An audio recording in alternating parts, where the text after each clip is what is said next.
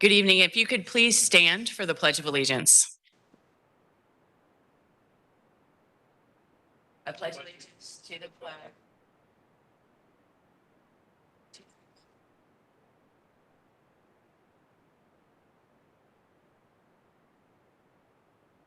Thank you. Please be seated. Good evening, everyone. I want to welcome you to the November 15th, 2021 Zoning Hearing Master Hearing. My name is Susan Finch, and I will be presiding as the hearing officer over today's cases. Let me start by introducing Mr. Brian Grady. He's to my left. He's with the Development Services Department, and he will go introduce other staff members as well as go over any changes we have for tonight's agenda. Mr. Grady. Good evening. Again, for the record, Brian Grady, Hillsborough County Development Services. Madam Hearing Officer, we have two changes to the published agenda. The first change is on page 8, item D2, major mod application 21-1090. Boost Development is the applicant. Staff is requesting this item be continued to the December 13th, 2021 zoning hearing master hearing. There were some late file comments that came in part of the agency review. So in order to give ample time for the applicant to respond to that, we're asking for the item to be continued. Okay. Is the applicant here? I'm not sure if they are. All right. But is there anyone here that was hoping to address item D2 on page 8? It's major modification 21-1090. Anybody in the audience or online? No. All right. Seeing none, then we will continue major modification 21-1090 to the December 13th, 2021 zoning hearing master hearing at 6 p.m. And the other change on the published agenda is on page 4, item A6, rezoning PD 21-0650. This is listed in the continuance section. This application is now being withdrawn from the zoning hearing master process. So that is being withdrawn. Again, that's on page 4, item A6, rezoning PD 21-0650. Right. That's the only change to the agenda. I will now go through the published withdrawals and continuances beginning on page 4 of the agenda. The first item is rezoning PD Plan Development 18-0798. This application is out of order to be heard and is being continued to the December 13th, 2021 zoning hearing master hearing. Item A2, rezoning PD 20-1253. This application is being continued by staff to December 13th, 2021 zoning hearing master hearing. Item A3, rezoning PD 21-0222. This application is being continued by the applicant to the December 13th, 2021 zoning hearing master hearing. Item A4, rezoning PD 21-0626. This application is out of order to be heard and has been continued to the December 13th, 2021 zoning hearing master hearing. Item A5, rezoning PD 21-0647. As I note, this item is out of order to be heard and has been continued to December 13th, 2021 zoning hearing master hearing. As noted in the changes, item A6 PD 21-0650 has been withdrawn. Item A7, rezoning PD 21-0701. This application is out of order to be heard and has been continued to December 13th, 2021 zoning hearing master hearing. Item A8, rezoning PD 21-0744. This application has been continued by the applicant to the December 13th, 2021 zoning hearing master hearing. Item A9, rezoning PD 21-0745. This application out of order to be heard and has been continued to December 13th, 2021 zoning hearing master hearing. Item A10, rezoning PD 21-0748. This application has been continued by staff to December 13th, 2021 zoning hearing master hearing. Item A11, rezoning PD 21-0863. This application has been continued by the applicant to the December 13th, 2021 zoning hearing master hearing. Item A12, rezoning PD 21-0864. This application has been continued by the applicant to December 13th, 2021 zoning hearing master hearing. Item A13, major mod application 21-0884. This application is out of order to be heard and has been continued to December 13th, 2021 zoning hearing master hearing. Item A14, rezoning PD 21-0959. This application is being continued by the applicant to December 13th, 2021 zoning hearing master hearing. Item A15, major mod application 21-0963. This application out of order to be heard and has been continued to the December 13th, 2021 zoning hearing master hearing. Item A16, rezoning PD 21-1092. This application is out of order to be heard and has been continued to December 13th, 2021 zoning hearing master hearing. Item A17, major mod application 21-1106. This application has been continued by the applicant to December 13th, 2021 zoning hearing master hearing. Item A18, major mod application 21- 21-1108. This application is being continued by the applicant to December 13, 2021 zoning hearing master hearing.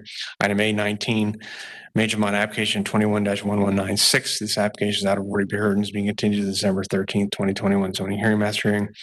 Item 820, rezoning standard 21-1208. This application is out of order to be heard and is being continued to December 13th, 2021 zoning hearing master hearing. Item 821, major mod application 21-1222.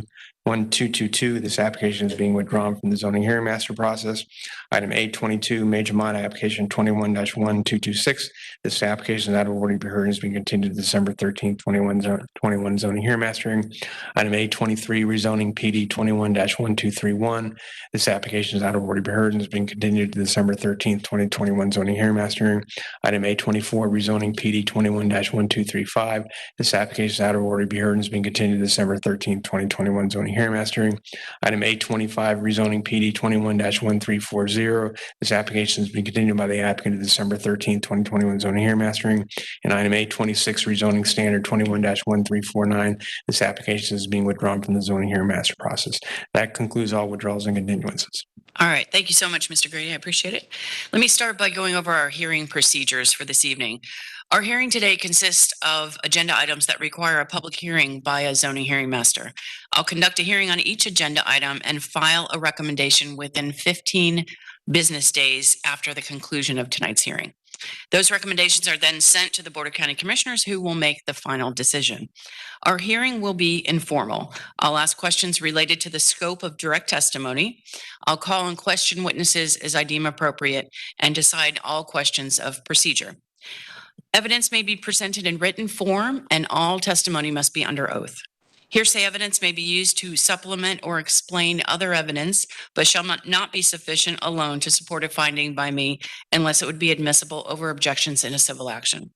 Our order of presentation for tonight's hearing is as follows. Mr. Grady of the Development Services Department will make a brief introduction for each agenda item. We'll then go to the applicant. The applicant and their witnesses, their development team, will have 15 minutes to make their presentation.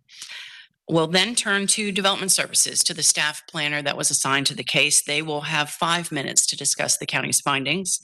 Next up would be the Planning Commission, who also has 5 minutes to discuss the application's consistency with the comprehensive plan.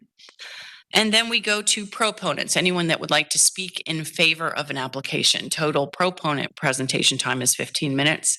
The same is true for opponents, who are next. Anyone who would like to oppose an application, also 15 minutes total.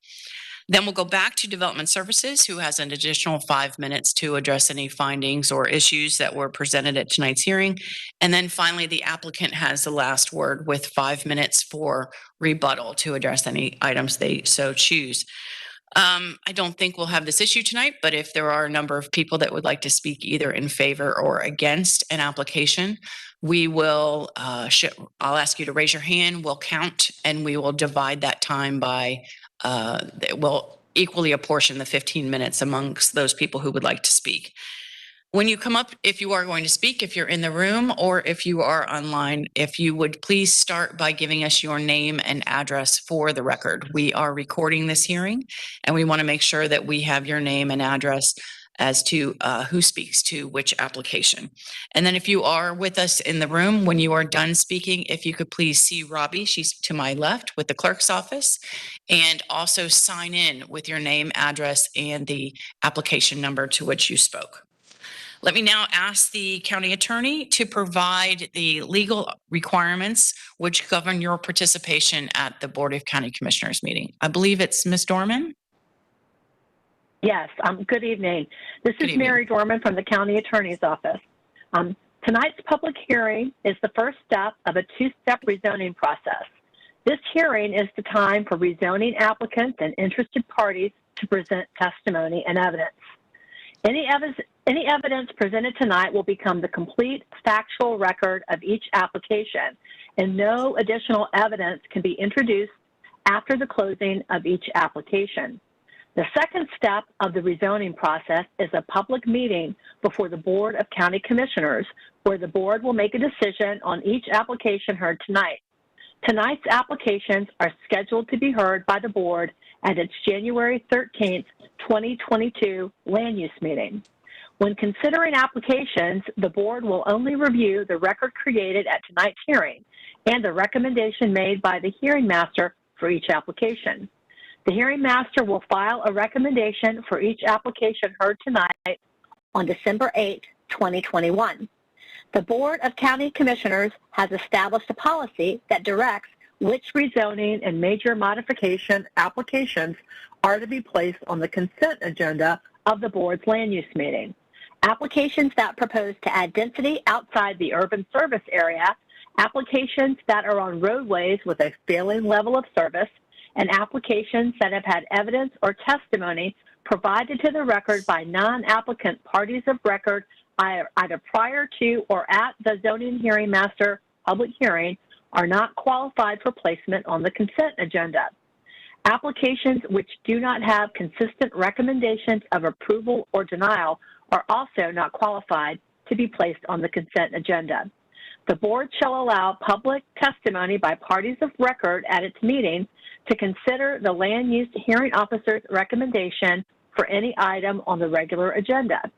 Any public testimony shall be limited to the record of the proceedings before the land use hearing officer unless additional evidence has been found admissible in accordance with Section 10.03.04D of the Land Development Code. A party of record is an individual who fits into at least one of the following four categories. First, an individual who is present tonight and presents testimony or documentary evidence. Second, an individual certified by the U.S. Postal Service as having been mailed notice of tonight's hearing. Third, an individual who submitted documentary evidence to the master file at least 2 business days prior to tonight's hearing. Or fourth, an individual who submitted documentary evidence by proxy at tonight's hearing. Again, the content of oral argument before the board shall be limited to the content of the testimony and other evidence submitted verbally or in writing to the hearing master tonight. It is the role of the county attorney's office to ensure that only individuals who have met these requirements are allowed to speak before the board and to ensure that no new evidence or testimony is introduced or allowed at the board's public meeting. For these reasons, please make sure that all information you wish the board to consider at its public meeting is entered into tonight's record. Thank you. Thank you, Ms. Dorman. I appreciate it. As I mentioned earlier, all testimony must be under oath. So if you plan to speak tonight, if you're in the room or online, if you could please stand and raise your right hand, and I'll swear you in. Do you solemnly swear to tell the truth, the whole truth, and nothing but the truth, so help you God? I do. Please be seated. All right, Mr. Grady, then we're ready to call the first case. The first item is agenda item B1. It's major modification application 21-0417. The applicant's Dune Land LLC. This is a major modification of existing plan development. This is a case that was remanded by the Board of County Commissioners for further review of the application and the operational aspects associated with that. Israel Monsanto will provide updated staff recommendation after presentation by the applicant. Okay. Good evening. Good evening, Cammie Corbett with the law firm of Hill Ward Henderson representing the applicant this evening. We do have a PowerPoint this evening. Okay. As Brian stated, this is a remanded case. This is a case that you heard and you did recommend approval for, but the board did decide to remand, and we're going to get into some of those issues.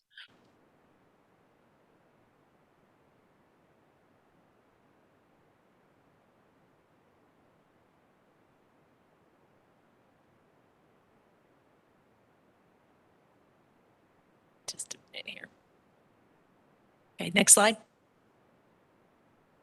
These are the remanded issues that are identified in the staff report. You see they're a little bit all over the place. Safety, security, transportation impacts of the major modification, parking, size and scale of the lagoon, units developed to date, findings from the Planning Commission, the long-term sustainability of the amenity, the roadway classification, and the operation of the lagoon inside a gated community, and controls after the parking lot is full. Next slide. Just for context, I'm going to do some place setting first before we get into those details. This is the South Shore Master Plan. It's actually 2 interconnected zoning approvals with a total of 2,924 approved units and 679.9 acres. We have 1,011 platted lots within this area. We have 630 homes constructed or under construction. The Lagoon tract itself comprises of 19.7 acres, which is 2.8% of this land area. And then the Crystal Lagoon is approximately 5 acres, which is 0.7% of this total land area. The lagoon is centrally located, and the lagoon amenity was specifically developed as an alternative to a golf course. A lot of the old golf course communities, the golf courses took up a lot of land. There was a significant impact when they failed. Some have been converted to trails, but others really weren't well maintained by the operators. This is a much more compact design, and it's much more environmentally sustainable. And one of the reasons we are seeking semi-public status is to help ensure the long-term viability of the amenity by having outside sources of revenue and not just rely on the residents of the community maintain the amenity long-term. Next slide. And this is getting into the modification. This is the approved plan. On the right is the modification area. Next slide. Putting that into context, this is basically the area of the master plan that I showed you that is subject to this major modification, this area. This is this PD, and then we're modifying that parcel, Lagoon parcel. Next slide. And as I said, the purpose of the modification is to create semi-public access to the recreational water amenity. This is approved, permitted, and constructed already. There are ancillary uses, including volleyball, outdoor cabanas, pools, kayaking, paddleboarding, and have food and beverage services. There's 20,000 square feet of enclosed space, and we are proposing conditions to limit the public access to include operational hours, access, screening, and parking. And we are also reducing the number of dwelling units by 100 units. Next slide. And here it is. This is a picture from about 2 weeks ago. It's an actual aerial photograph. You can see how it's oriented within the community, and you can see that Lagoon Shore Boulevard, that big collector road that runs north-south from 674 down towards Bishop Road. And you can see the parking areas that have been established already. Next slide. Again, this is sort of the outdoor amenity area. You can see where some of the food and beverage services will occur. Next slide. And these are the volleyball areas. You can see they're oriented adjacent to the lagoon parcel away from the residential community. Next slide. Safety, security, and operation of the lagoon, again, specifically addressed in zoning condition 1.2, hours of operation 10 a.m. to 8 p.m. The entrance is being controlled at the gate and will be manned. The public access from the residential area is not allowed, and the non-residents are required to display visitor tags and on their dashboard. There is a requirement to have a log of the license plate, color, make, and model of the car. The lagoon area is screened with a 6-foot fence, and then the lighting is being controlled to limit off-site lighting impacts. Next slide. Getting into the parking, as you heard last time, the testimony and evidence is that there was a parking calculation that was done with a site-specific study based on the Epperson Crystal Lagoon, which is in Pasco County, which is operated by the same owner. And based on that, we are providing 246 vehicular spaces for residents and non-residents, 40 employee vehicle spaces, 220 golf cart spaces, and 70 bicycle spaces. And then through the conditions of the zoning, the lagoon reservations are required to be limited based on available parking spaces. And the parking for the lagoon is not allowed anywhere outside parcel F, and we've already installed no parking signs. Next slide. You can just see the no parking slide. Next slide. And next slide. For the transportation impacts and the classification of the roadway, this is the definition of a collector roadway in the comprehensive plan. Collector roads collect and distribute traffic between local roads and arterial roads. And you can see there was an email in the record, and I think you heard testimony and evidence from staff before that, yes, Lagoon Shore Boulevard functions as a collector roadway. And at this time, I'd like to pause and ask Steve Henry to further elaborate on some of that.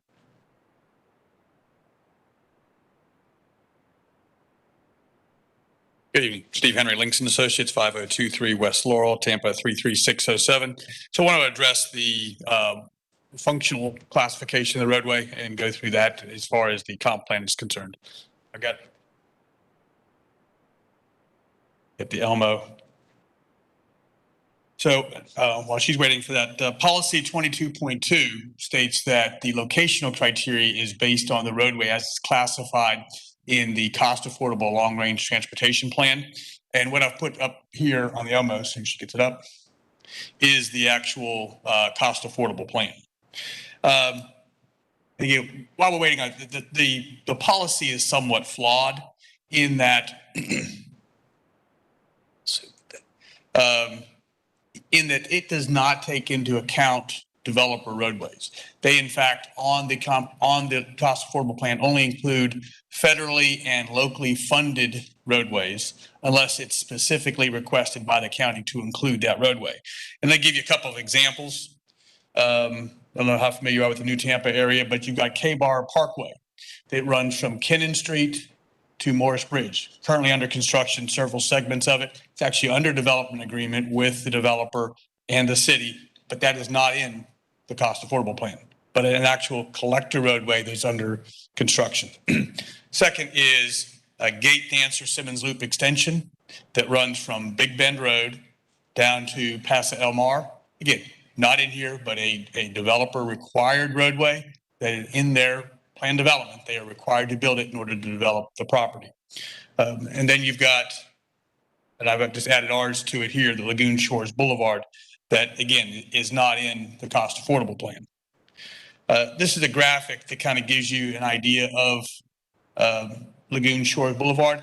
It goes from 674 as a collector roadway down to Bishop Road. Then you've also got Hidden Creek, which is also a collector roadway. Both of those roadways do not have any homes fronting on it. They are purely collector roadways. And in fact, we have submitted the signal plans for the intersection of 674 and Lagoon Shores Boulevard. So that will actually be signalized in the very near future, as soon as DOT approves the plans. And then what I've done here is, and I'll leave these, but these are going to give you an idea. This is Lagoon Shores Boulevard at 674. And as you continue south, you can see this is definitely a collector roadway. There's the roundabout. And as you continue south over the bridge, and then this is south. So you can see that this is clearly a collector roadway. So from our standpoint, that the idea that you have to have it on the cost affordable plan, we think is flawed from the standpoint of looking at locational criteria for commercial. Thank you. Thank you.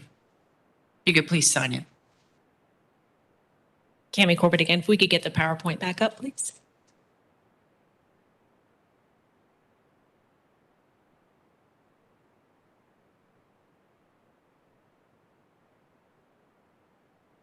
Okay, next slide, please. Again, here's another aerial that I wanted to show you that sort of shows the collector roadway and the proximity of where the lagoon uses are located in relationship to the rest of the development community. You can see that it's again centrally located and is not having any negative impacts on the residential development. Next slide. I want to talk about commercial locational criteria. I believe in the last hearing, my partner John Grandhoff argued that we should not be subject to commercial locational criteria because the intent of that policy is to avoid strict commercial.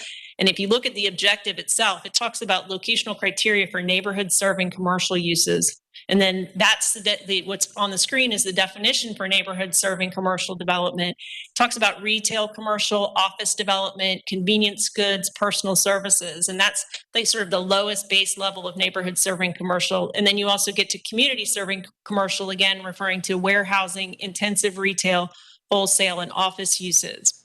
Next slide.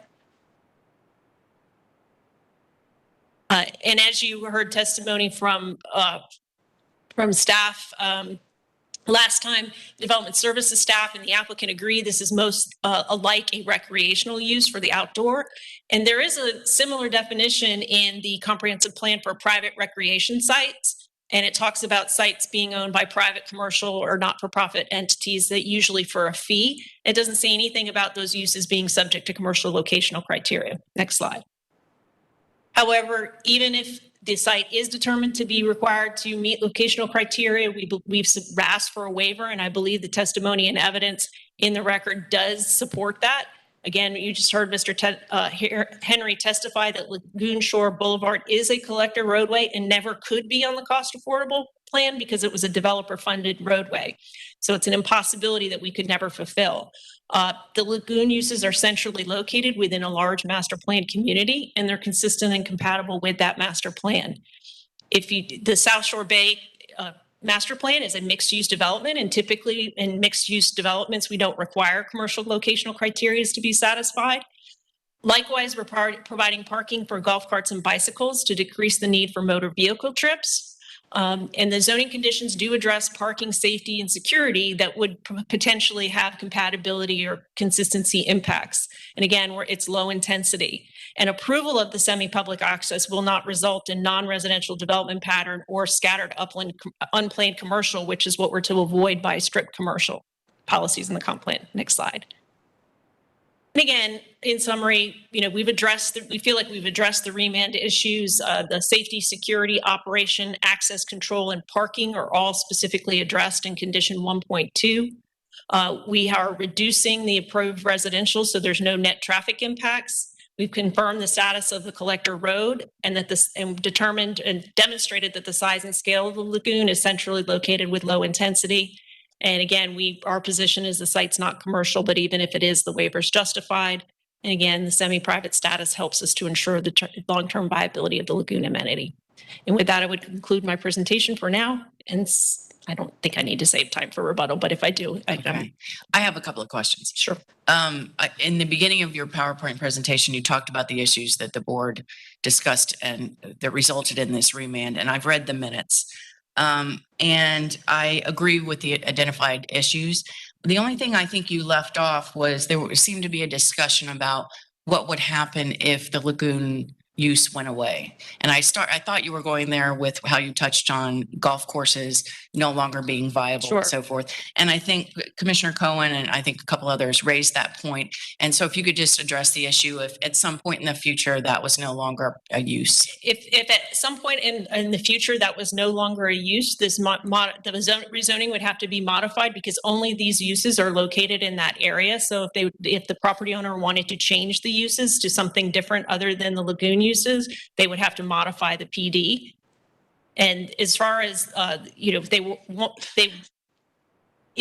there are just like golf courses. When you plan one, there's no deciding that they're going to fail. Again, this is a 19.6 acre parcel within this overall large master community plan. And there certainly could be potential alternative uses in the future. We're not planning any. We are committing in the zoning to just these uses. Okay. And then finally, if you could just for making sure the record is clear, if you could identify those zoning conditions that were added to address the security and operations. May need a little help with the ones that were there before and the ones that were added. And we could possibly do that. Mr. Monsanto might be able to do that, and that would be totally acceptable. I just want to make sure that it's clear that you've addressed it with issues by adding conditions to address those items. All right. Thank you. If you haven't signed it, if you could. All right. Development Services, please. Good evening, Israel Monsanto, Development Services. Can you hear me? We can. All right, I'll share my PowerPoint. Okay.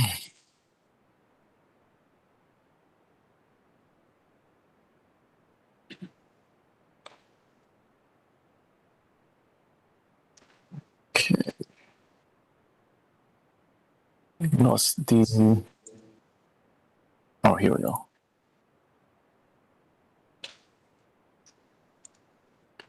And let me know if you can see the screen. Yes, we can. Thank you. Again, Israel Monsanto Development Services. This application is Major Mod 210417 to a planned development located in the Sun City area in South County. This Major Mod affects PD 050210, which is approximately 192 acres in total size. The area being modified is 46 acres in size and is located in the South Shore Bay residential project in South County. The parcel is in the urban service area. This PD is approved for a maximum of 940 dwelling units and recreational areas. This case was previously heard at the August hearing master and was presented at the Board of County Commissioners in October 2021 land use hearing. Let me move my slides. The commissioners discussed the proposal and found that the proposed general indoor-outdoor recreational use of Crystal Lagoon needed further clarifications. In summary, as the applicant stated, the board requested this case to be remanded to give the applicant an opportunity to clarify some items, including safety and security, transportation impacts, parking for the proposed use, the scale or size of the lagoon in comparison with the overall project, the number of residential units developed, comparison with other similar types of projects in residential communities such as golf courses, the road classification of Lagoon Shore Boulevard, operation of the lagoon site, and controls after the parking lot is full. The applicant has updated their narrative, responding to the items as they presented a few minutes ago, and have provided for more clarification and specificity. Generally, the applicant expanded the explanation of the operational aspect of the proposed use. There are existing site conditions in the community, such as security cameras and a guardhouse at the entrance gate that will be staffed with a guard who will control non-residents entering the community to access the lagoon. Transportation assessment previously filed and reviewed by transportation staff demonstrated that the use would decrease by 100 residential units, and the addition of the recreational amenity result in less traffic than the existing approved land development. Also, the parking assessment showed that traffic patterns are more sporadic and typically occur outside of peak traffic times. The hours of operation are also outside of peak traffic times from the 10 a.m. to 8 p.m., which are the hours of operation of this proposed recreational use. The number of parking is being limited to a total of 246 guest spaces, 220 residents golf carts, and 40 employees. The parking lot will also include 70 bike spaces. Once the parking lot is full, no new reservations or tickets can be issued or sold, and no new non-resident guests will be allowed to access to the site. This condition has been maintained. A visitor patron log in real time will be maintained by Crystal Lagoon staff at the site and the community access gate. The log will include visitor information, including the license plate, type of vehicle. A tag will be required to be displayed at all times in the visitor's vehicle parked within the lagoon site.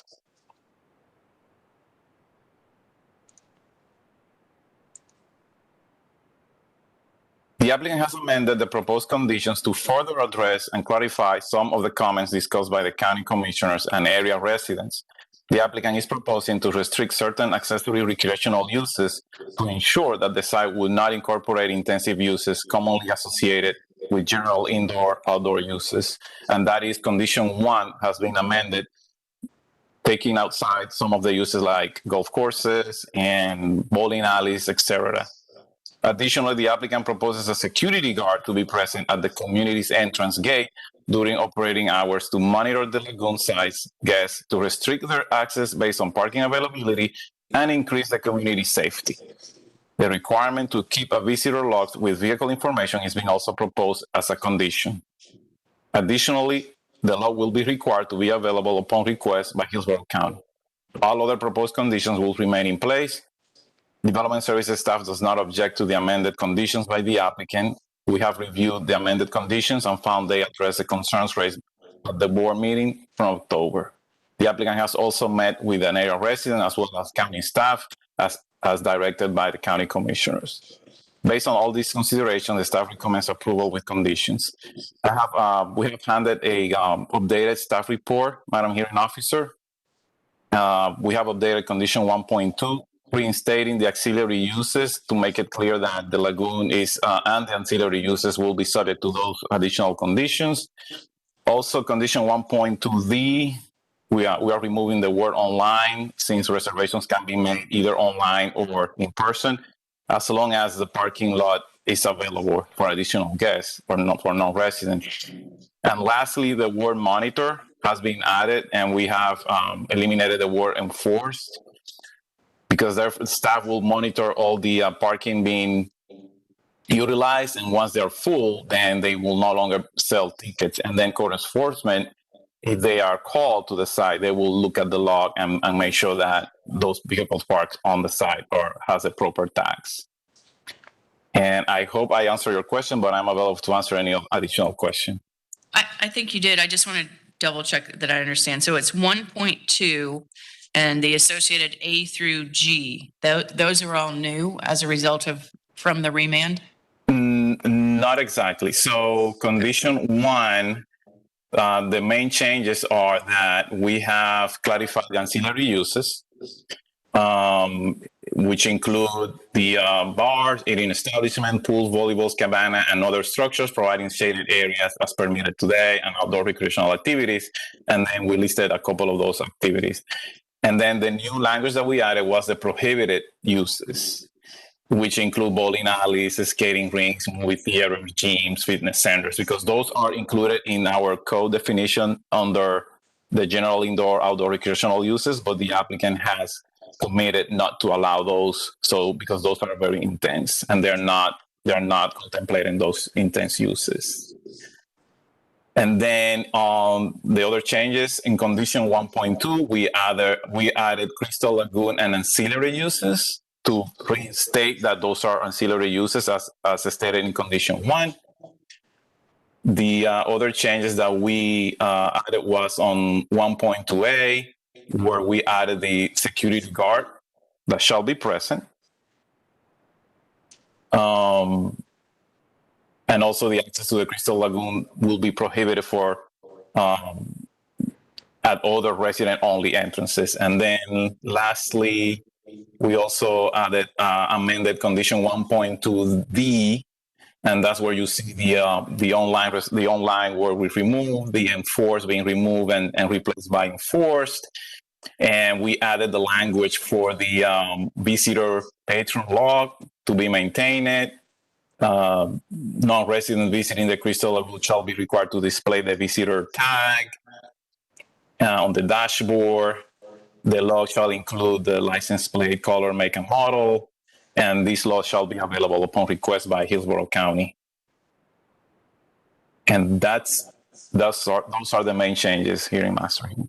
Okay, thank you, Mr. Monsanto. That was my question. I appreciate it. We'll go to Planning Commission, please. Andrea Papandrew, Planning Commission staff. The subject property is within the residential 4 and residential 6 future land use categories. It is within the urban service area and the Wamama Village Community Plan. At the regularly scheduled land use meeting on October 12, 2021, Hillsborough Board of County Commissioners remanded this application to the November 15th zoning hearing master meeting. The board requested further clarification of Planning Commission staff findings. Planning Commission staff's inconsistency finding was based on several factors. The first factor being that the site does not meet commercial locational criteria under Objective 22 and the accompanying policies. It was concluded that Lagoon Shore Boulevard operates as a collector roadway by the county engineer. However, commercial locational criteria is not based on the functional classification of a roadway. Rather, it's determined by the number of lanes on a roadway. In addition, the roadways must be shown in the 2040 Highway Cost Affordable Long Range Transportation Plan map.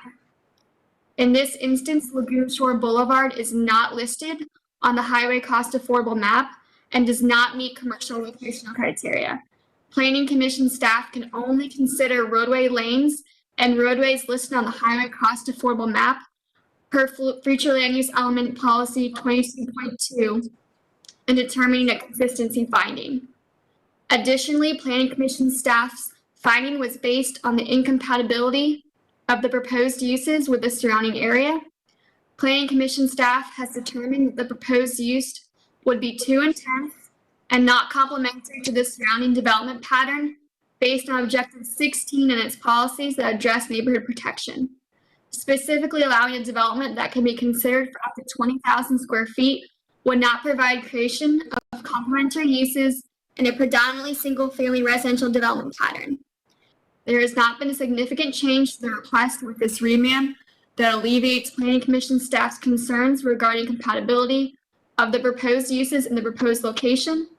Therefore, this remand does not result in a change to Planning Commission staff's finding of inconsistent with the comprehensive plan. The applicant has provided a waiver to locational criteria According to the waiver, the proposed development would not be a typical commercial enterprise, but an indoor-outdoor recreational use. The applicant also states that the use would be fully gated and would not produce impacts to the surrounding residential uses. Allowing this use to be open to the public increases the volume of the volume of traffic and activity traveling along Lagoon Shore Boulevard, which is a local residential roadway as defined by the functional classification map. This is inconsistent with future land use element policy 16.5, which requires the development of higher intensity non-residential uses that are adjacent to established neighborhoods to be restricted to collectors and arterials and to locations external to established and developing neighborhoods.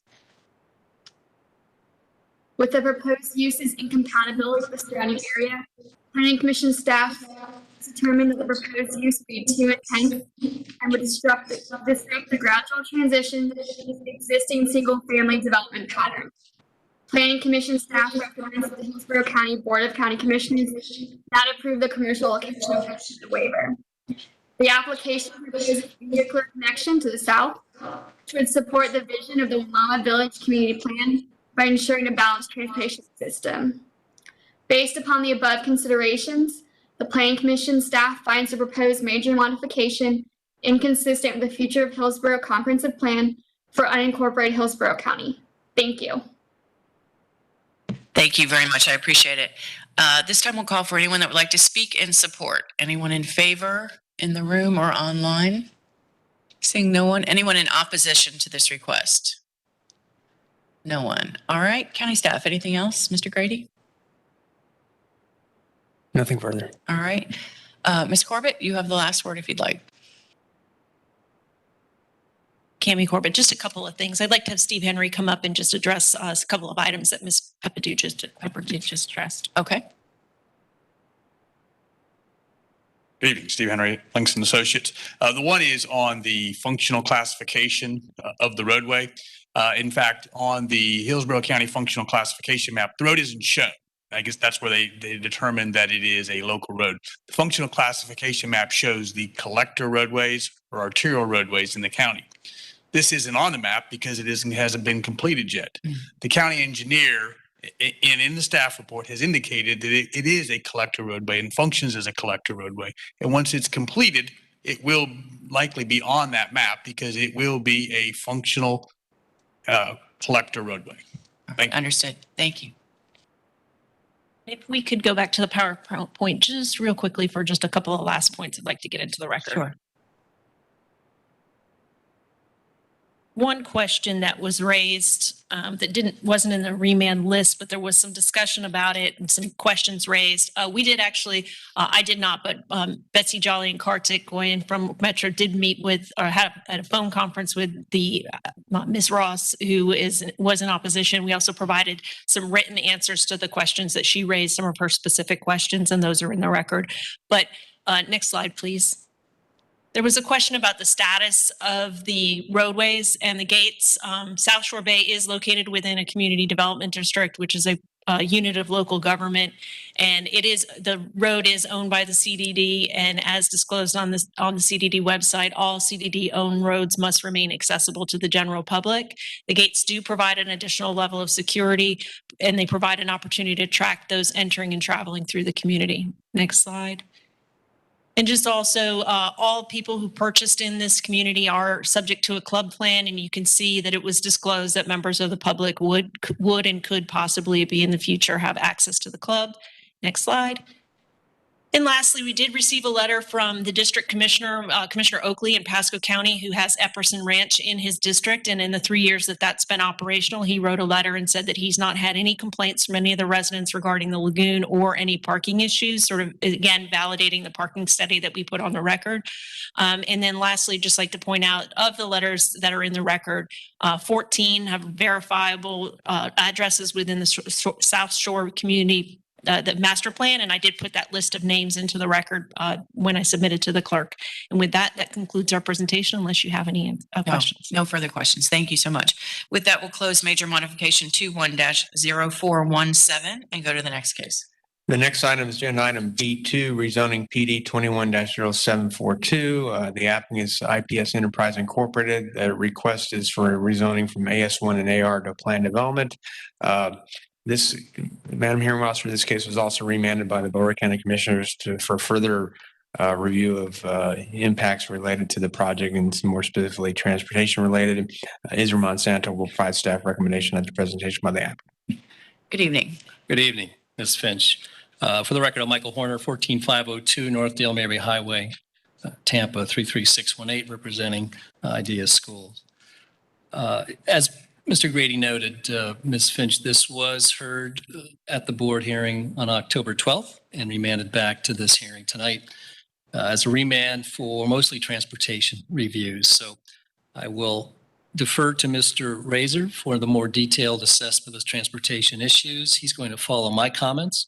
And then we're going to have Mr. Greg Roth of Bowling Engineering, who's going to close the presentation on drainage, some other issues that were raised. Could I just have 7 minutes? Make me aware when I hit 7 minutes of my presentation. Thank you. So, Ms. Finch, on August 16th, we were before you. You filed a recommendation on September 7th with your findings of fact noted on pages 17 and 18. I believe there were 9 of them. They were all in support. We appreciate your recommendation.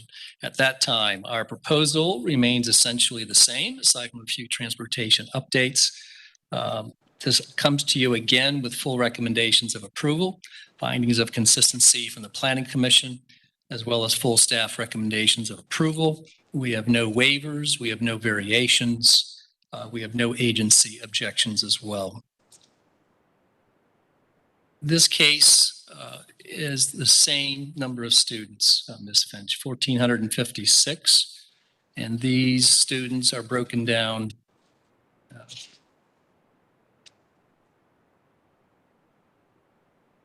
by the number listed in the staff report between K through 5 and 6 through 12. And it's important to note, and I didn't see strike lines on the staff conditions, so maybe Mr. Monsanto can offer those distinctions similar to the last proposal. But it appears in my report that those amendments primarily are addressed in conditions 12, 13, 16, and possibly 21. I'll have Mr. Monsanto clarify that as well. So the breakdown on the school students, Ms. Finch, we are proposing 672 students, grade levels K through 5, and 784 students in grade levels 6 through 12. The prior analysis assumed a busing provision for the school's operation. The updated analysis, Hillsborough County transportation staff disagreed with that assessment and wanted 100% non-busing impact assessments being completed. Mr. Razor completed that updated analysis, but I want you to know, and for the record, this school will have busing. All the schools for IDEA have busing. There are currently buses on remote sites prepared to offer busing of students from day one. However, we can't commit to that under a condition because staff has ruled those are not enforceable. So we have accepted that burden, and it's a substantial burden that we cannot account for any busing of students. So view this analysis as a worst case scenario, and Mr. Razor will offer you the testimony of what those findings are. But I want you to know that we will have busing, and it will have a substantial impact on reducing traffic. To the staff recommendations, we have agreed to several items, most important of which I believe for your consideration and the board's consideration, since you recommended approval and the board remanded, is that this school will not have required staggering until an assessment is done on year 3. So prior to school year number 3, we will have no stagger because that point in year 3 will be reaching a 50% capacity of the school. So even though we'll be having busing in year 1 and year 2 and beyond, we would not be assessed those requirements beyond that school year, and we are receptive to consideration for the implementation of the staggering. Those time staggers are outlined in the staff report. We have agreed to those 30-minute staggers minimum. We'll probably exceed those by some degree, but we have agreed to those staggers as well from the Thenotisas Elementary School, which is located just to the east of Scully Road. Mr. Horner, if I could interrupt you and certainly stop the presentation time with my question, but just before we leave that point, the proposed zoning condition 12 talks about the split arrival dismissal schedule, but then it says before the enrollment reaches this threshold, and this threshold is 728 students or half, right? It says the school may select one of the two bell times listed below. So does that mean when you say they won't stagger them until you exceed that threshold, so everything would start, grade K through 5, for example, would start at 8:40, and so would 6 through 12? Are you committing to that? I just want to make sure I'm clear on the record. So on condition 12, that split arrival only comes into play after we exceed 728. Before enrollment reaches that threshold, the school will select one of those two bell times. We have committed, and we will commit to one of those. We don't think those staggers are necessary. We don't think those staggers, based on the percentage of the trip distribution of those number of students, will be necessary, but we've agreed to that condition. All right, so you're okay with this condition as it stands, given it calls out before you reach the threshold, the school agrees to one of the two bell times below. That's acceptable to you? That is correct. The key consideration of the staff is the offset to the Thenotisas Elementary, and that's what we're agreeing to.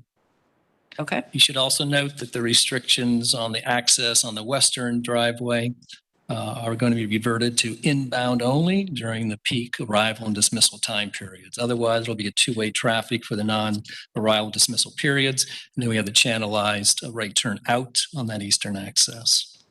All right, go ahead with your presentation. Sure, thank you. So we have worked with staff. We have filed an updated site plan, though it's essentially the same. As you're aware, we are allowed up to 163,000 square feet of coverage. This is 107,000 square feet at FAR 0.16. We have worked through all the buffering and screening. Those remain intact. We have not asked for any relief to any of those, and they meet or exceed the buffer requirements under the LDC Section 606. Hart Road, a comment was made by the board. First off, a comment was made that these are private schools. The LDC considers them private under the Table 2. However, as you're aware, under the charter school agreements with Hillsborough County, these charter schools are essentially considered public schools through that charter agreement. I'm also going to file a copy, at least excerpts of the charter agreement that shows on page 10 the commitment of those schools to transportation services being provided. And again, that would encompass our commitment to do busing, even though the analysis does not reflect that. The second issue was a concern about the circuitous access of the school. It was noted by one commissioner, I believe, a surprise of the relative circuitous nature of the queuing on site. And I just want to let you know that every charter school has to abide by some very restrictive Hillsborough County requirements for those queuing determinations.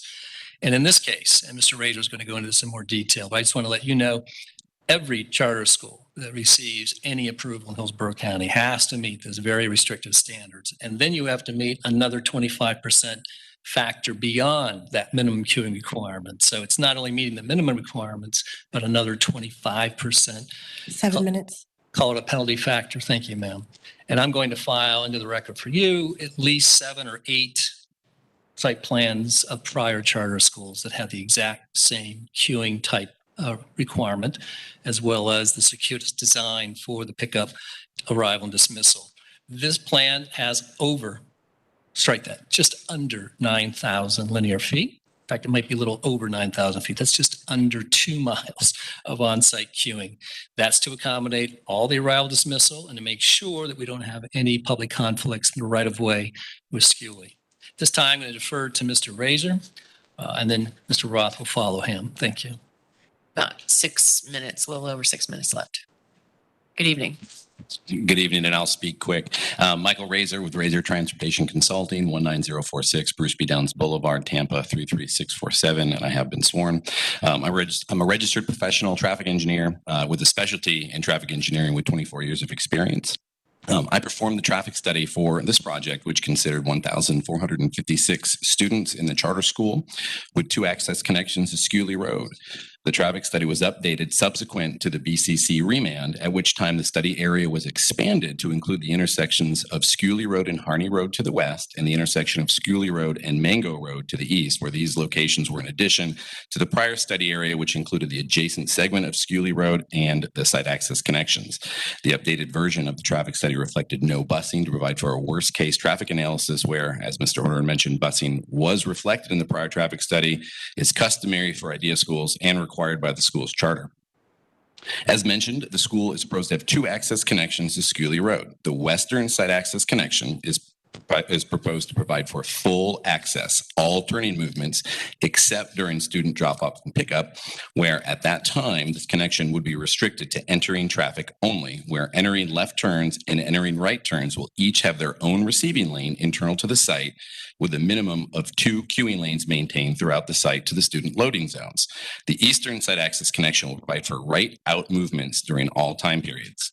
The results of the traffic study identified that for those worst-case time periods associated with student drop-off and pickup, acceptable traffic operating conditions can be anticipated within the study area, with improvements identified for the western site access connection to Scully Road and for the intersection of Scully Road and Mango Road, along with the identification of a need for staggered start and dismissal times offset by a period of at least 30 minutes, in addition to those start and dismissal times being offset from the bell times for Themonosasa Elementary School, which is also located on Scully Road.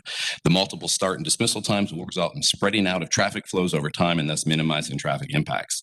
The traffic study identified that both left and right turn lanes are required on Scully Road at the western site access connection, with dual receiving lanes internal to the site.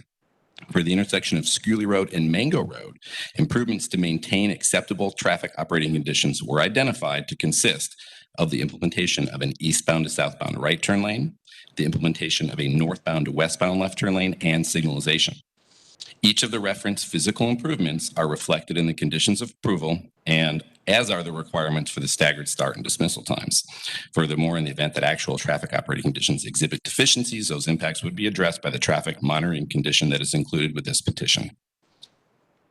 The site meets county queuing requirements, as the proposed enrollment for 1,496 students requires 8,918 feet of linear feet of on-site queue storage, with 8,980 feet being provided. As Mr. Horner indicated, this includes the fact is identified based on the Land Development Code formula, which includes the 25% safety factor. And this is for all students assumed to arrive at once, where we will have staggered start and dismissal times once we reach about 50% of the school's capacity. This petition is also accompanied by a design exception in regard to substandard road conditions, as Scully Road was found to be substandard in comparison to the county's TS7 typical section. We could go to the projector. Specifically, Scully Road has 11-foot travel lanes as compared to a 12-foot standard. Scully Road has 4-foot paved shoulders plus an additional unpaved width of at least 2 feet or more, resulting in 6-foot plus shoulders as compared to a standard of 5-foot paved shoulders. And there's a sidewalk on only one side of the road, the north side, as compared to sidewalks on both sides pursuant to the TS7 standard. And Scully Road does not have dedicated bicycle lanes. So I put up a photo here. This is Scully Road adjacent to the school site, which provides a different perspective than in other portions of the agenda packet, which shows Scully Road from a Google Earth camera mounted high on a vehicle, which shows a skewed perspective and a more narrowing of the road, where, again, this shows 11-foot lanes, 4-foot paved sidewalk, or 4-foot paved shoulders, sidewalk on the north, as I had mentioned.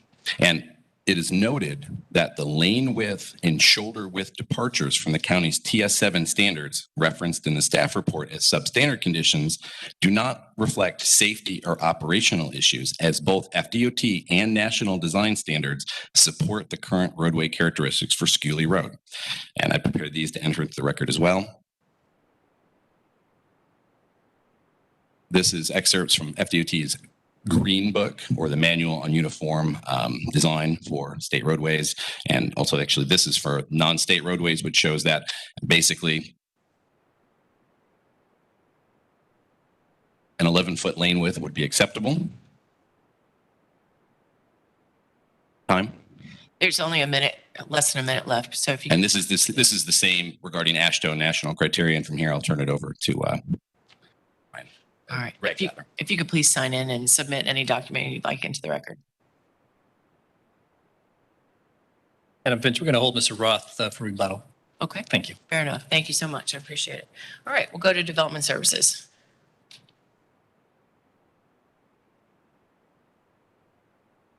Good evening, Israel Monsanto Development Services. As the applicant stated, this application was remanded at the October 12, 2021 Hillsborough County Board of County Commissioners land use meeting. The board remanded the application to today for consideration of various issues related to transportation.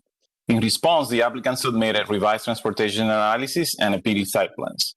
Transportation staff has amended the report accordingly in section 9 of our staff report. Subsequent to the remand, the applicant submitted a revised site plan and narrative and met with transportation review section staff. Changes included committing to the use of 2 arrival and dismissal periods, one for grades level K through 5 and the other one for grades level 6 to 12, after enrollment reaches 50% of maximum capacity, and two specific morning and afternoon bell times, which maintain a 30-minute separation from each other, as well as a 30-minute minimum separation from the morning and afternoon bell times at Tonososasa Elementary. Condition number 1 has been amended to break down the students for a maximum of 672 students in grade levels K through 5 and a maximum of 784 students in grade levels 6 to 12. The total number of students remains at 1,456. Transportation staff has amended condition 12, added a new condition 13. As a result, the numbering have shifted, starting at old condition 13, which is now condition 14. Old condition 14 is now 15, and so on. Transportation staff is available if you have any questions, and this concludes my presentation. All right, thank you, Mr. Monsanto. I see Mr. Ratliff online. Did you want to add anything quickly? Yes, ma'am. Just briefly, for the record, James Ratliff, Transportation Review Section, Development Services. Just with regard to the busing issue, I did want to point out that the reason why we're not able to accommodate, besides issues of enforcement, charter schools don't get, the charters don't get issued for location-specific approvals. While this particular operator, apparently the charter, what we heard from the applicant does include that, from the zoning level of the site, if this operator were to discontinue the use and another operator move in under a different charter, that might not include that same restriction. So again, with regard to the busing, that's another reason that we're not able to consider that, and I did want to just put that out there for the record. All right, thank you so much. I appreciate it. We'll go Thank to you. Planning Commission. Andrea Papandrew, Planning Commission staff. The subject property is within the Residential 1 future land use category, is within the rural service area, and is located within the Tonosasa community plan.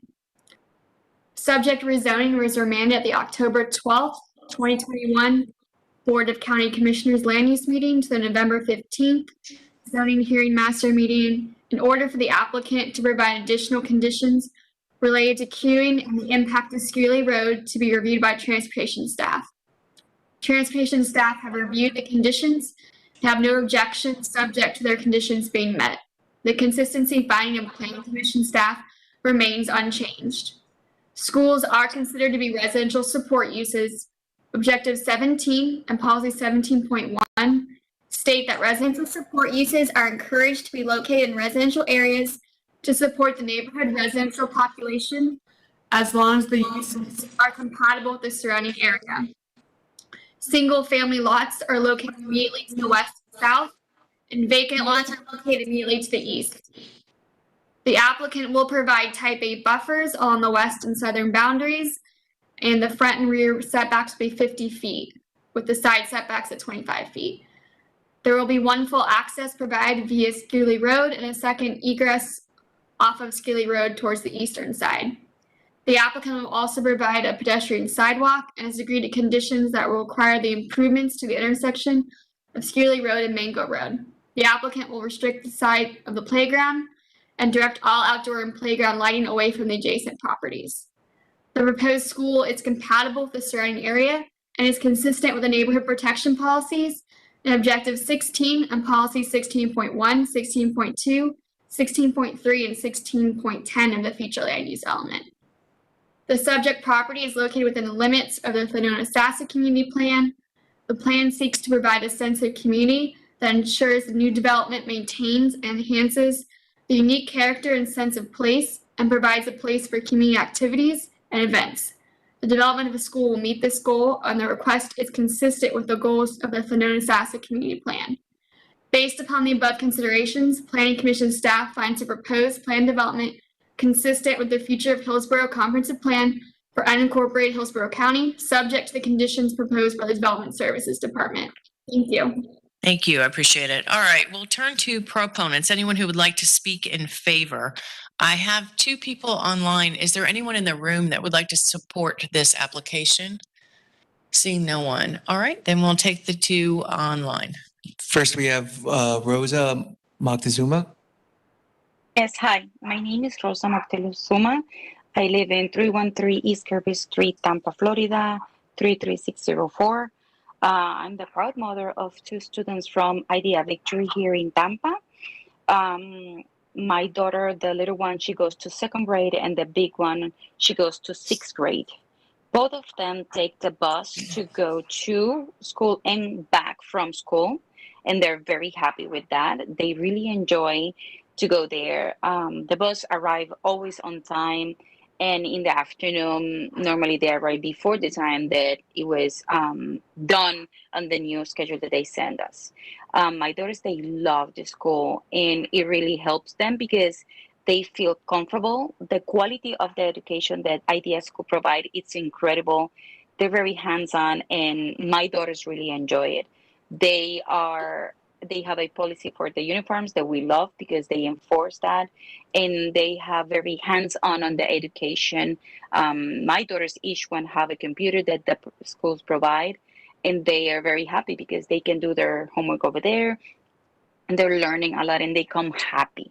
And that is something that I really like. And the communication between the school and the parents, it's incredible. They're always sending to us notifications about what's going on during the week, or if they need anything specific for either of our kids.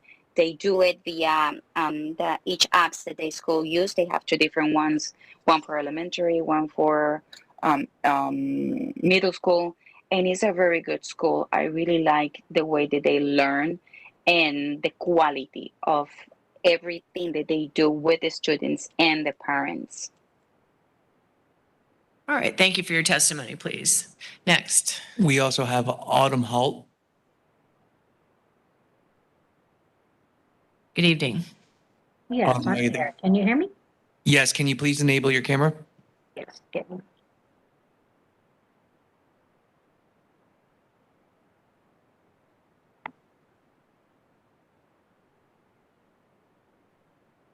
Okay.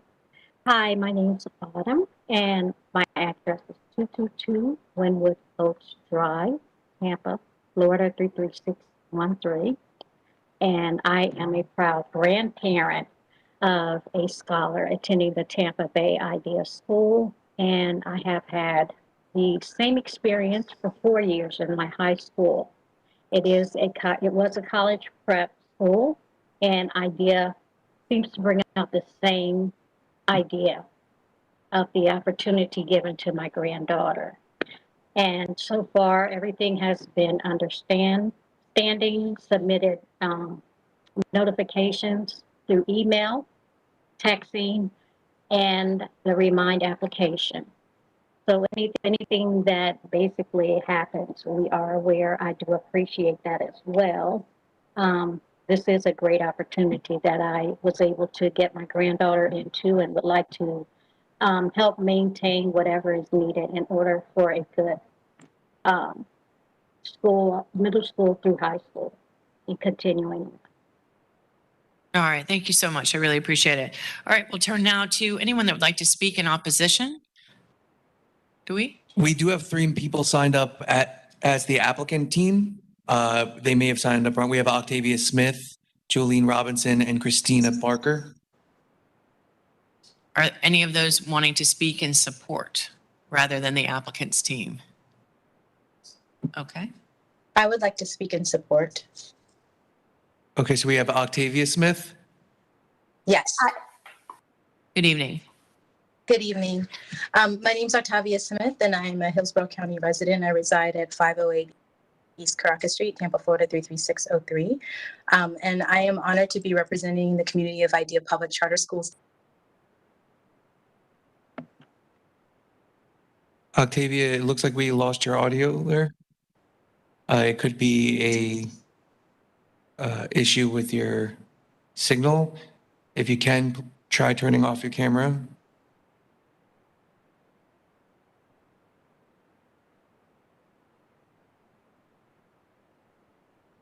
Octavia, if you could hear me, we're going to try to turn off the camera.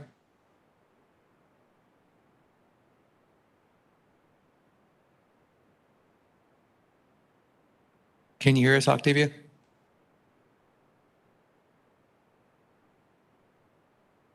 Is that Go ahead. Octavia, go ahead. can you hear me? Can you hear me? Yes, we can hear you now. Okay, perfect. So sorry about that. Can you hear me now? Yes, go ahead. Okay, fantastic. I am a proud parent also of 2 scholars who attend Idea Victory. As I mentioned before, I don't know if you heard, I reside at 508 East Caracas Street, Tampa, Florida, 33603. I am happy to support the potential for the Idea Victory or new Idea School in the proposed community. I just think that what IDEA is doing presently right now for the students is something that is very spectacular. And I'm very privileged and fortunate to be able to have this option to send my children to such a wonderful, encouraging environment. In fact, my eldest daughter who attends won the spelling bee there today. And I thought that was such a great, amazing experience for her to kind of participate in something that she could go on and compete further with. I think the environment is wonderful because it stresses academic development while building thoughtful citizens. And these individuals will definitely grow up to be world changers. And I think every parent should have the option to choose an academics institution that kind of aligns with their values, because that's what really made me move to send my children to IDEA. And so I believe it should be available for the individual community that you're proposing to put this particular school in, because I think parents should have the right to have the experience that we have had sending our children currently to IDEA public charter schools. All right, thank you so much. And we have one more. I believe that's Jolene Robinson. Yes, good evening. Hello, I'm Jolene Robinson, the Executive Director with IDEA Tampa Bay, and want to thank our 3 parents who took the time this evening to speak and to advocate on behalf of opening another school. As Executive Director, I've actually lived here in the Tampa Bay area for more than 13 years and have been deeply invested in finding pathways for all of our kids across Tampa Bay to find access to great high-quality educational opportunities in their own communities. And in particular, was excited a couple years ago to join IDEA Public Schools, where our focus is about 100% of our scholars having pathways to and through college. And that's exactly what we're doing. And we've launched our first 2 campuses, IDEA Victory, which was mentioned this evening, as well as IDEA Hope this fall, in the greater East Tampa neighborhoods after we received approval, unanimous approval, in fact, from the Hillsborough County School Board to open our first 2 campuses in areas approved and supported by the board. In June of 2020, Hillsborough County School Board again approved us to open a 3rd charter, which we've named IDEA Ignite. And that's the site that we're looking for approval and your support to go back in front of the Board of County Commissioners.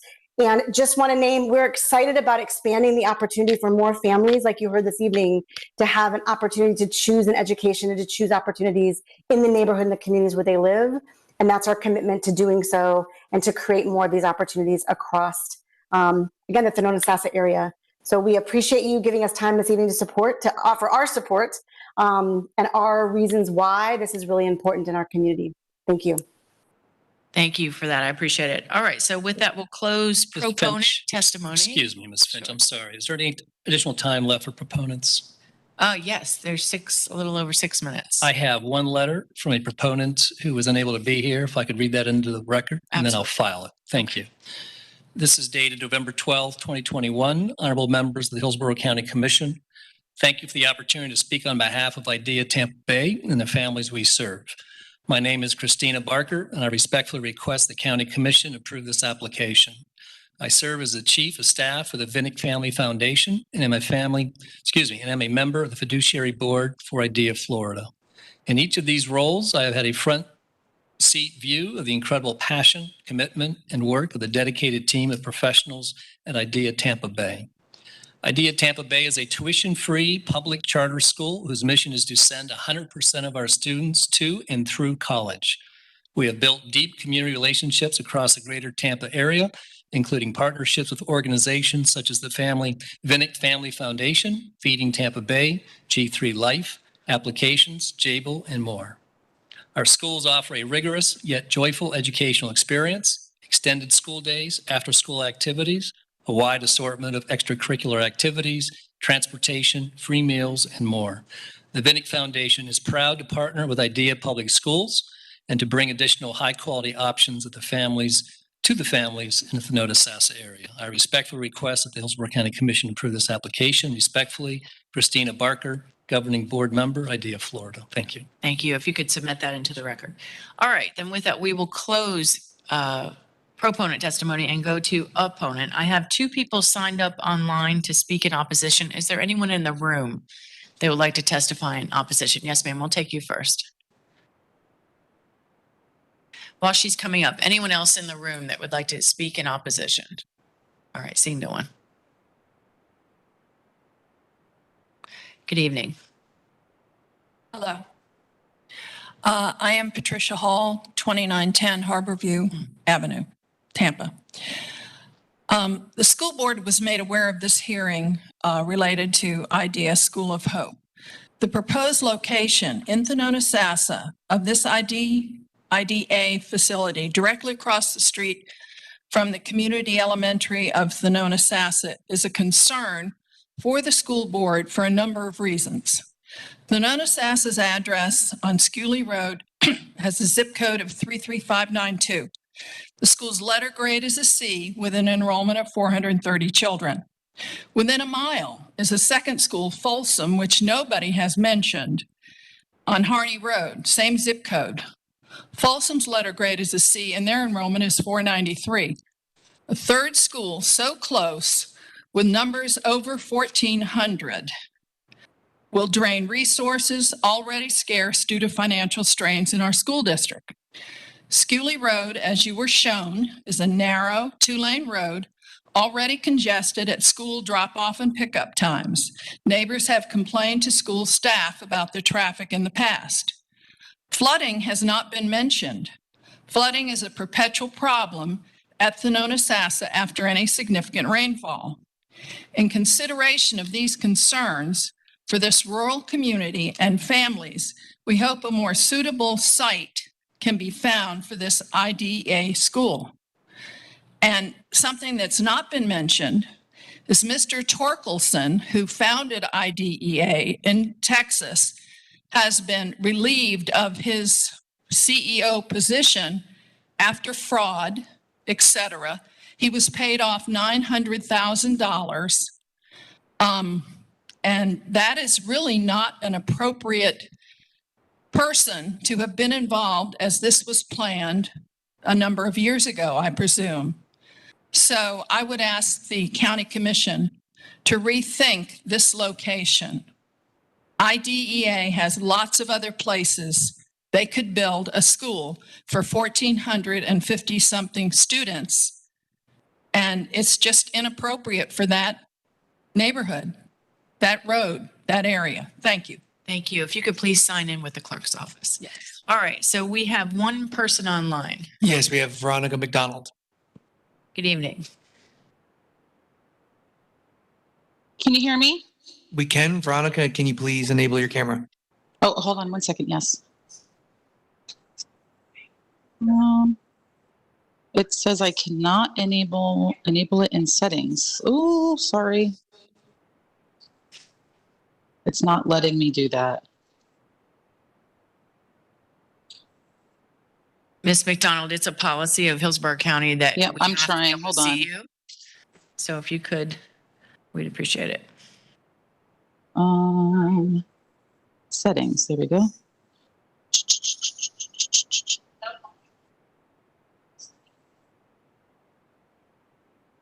There it is. I think I can do it now.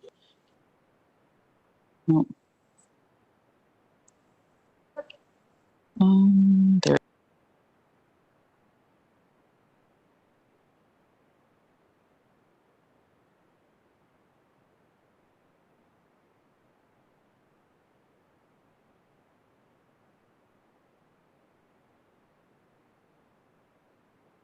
You see me? Yes, we can. Okay. So the traffic study for this Ideas Charter School proposal was conducted in April 2021. Just lost you again. Oh, We Okay. lost your video, and also if you could give us your name and address when you begin. I'm speaking. sorry. Veronica McDonald, 16405 Shagbark Place, Tampa, Florida, 33618. Thank you. Go ahead. The traffic study for this location was done in April 2021 of this year, during which a very atypical COVID year when many students were still e-learning at home or possibly quarantining. So the study is not really indicative of actual daily traffic in the area, and the traffic is likely higher. The proposed traffic on that substandard roadway provides a safety hazard on a 2-lane road with flooding issues. So add to that the 16 proposed buses for this site and adding to the deteriorating roadways and congestion at drop-off and pickup. The site already sees increased traffic during school hours with the presence of Canonasassa Elementary, which is within visible distance to this site. So doubling the traffic on this roadway in a rural residential and farm area hurts the existing community property values and adversely impacts neighbors and the environment. The submitted proposed site plan indicates 0.49 EPC, which is very suspect, being that the threshold is 0.5 for additional study and analysis. So my recommendation is that the applicant supply wetland delineation by EPC and Southwest Florida Water Management District. The landscape buffers are all also 10 feet, which is the minimum and not ideal for commercial use, and the bare minimum. Recommendation would be a 30-foot buffer instead. PVC and wood fencing for a school site provides minimal security, if any. Instead, a 6-foot masonry wall would provide adequate safety for students. There should also be no design exception made for this proposal, removing condition number 20. The developer should instead improve Scully Road from Harney to Taylor with full width roadways, sidewalks on both sides of the street, curb and gutters, and stormwater improvements. Pedestrian safety and the safety of children is paramount, and cost cutting in this aspect is unacceptable. Additionally, condition number 21 should be awarded with the commitment made by the developer to install signalized intersection when the county deems it necessary and not at the expense of the taxpayers. Finally, the topography of the area shows that this site is in a low-lying area. The watershed is through the property in question, and water mitigation is necessary through stormwater improvements off-site. Thank you. Thank you for your comments. And I'll just note that your video did cut in and out while you were speaking, but we did get all of your testimony. So thank you. I appreciate that. All right. Seeing no one else in opposition, we'll close that portion of the hearing and go back to development services. Mr. Grady, anything else? Nothing further. All right. Mr. Horner?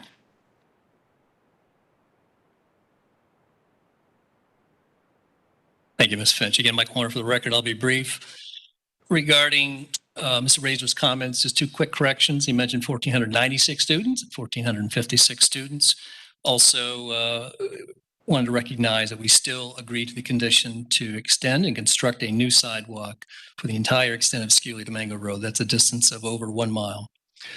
I'm going to ignore a lot of Ms. Hall's comments. I'm not going to get into some of those concerns. We've provided the photographs of Scully Road on the width, the shoulder. Therefore, I don't want to reiterate those same items that Mr. Razor already discussed. Regarding Ms. McDonald, that traffic study had all those volumes adjusted for COVID.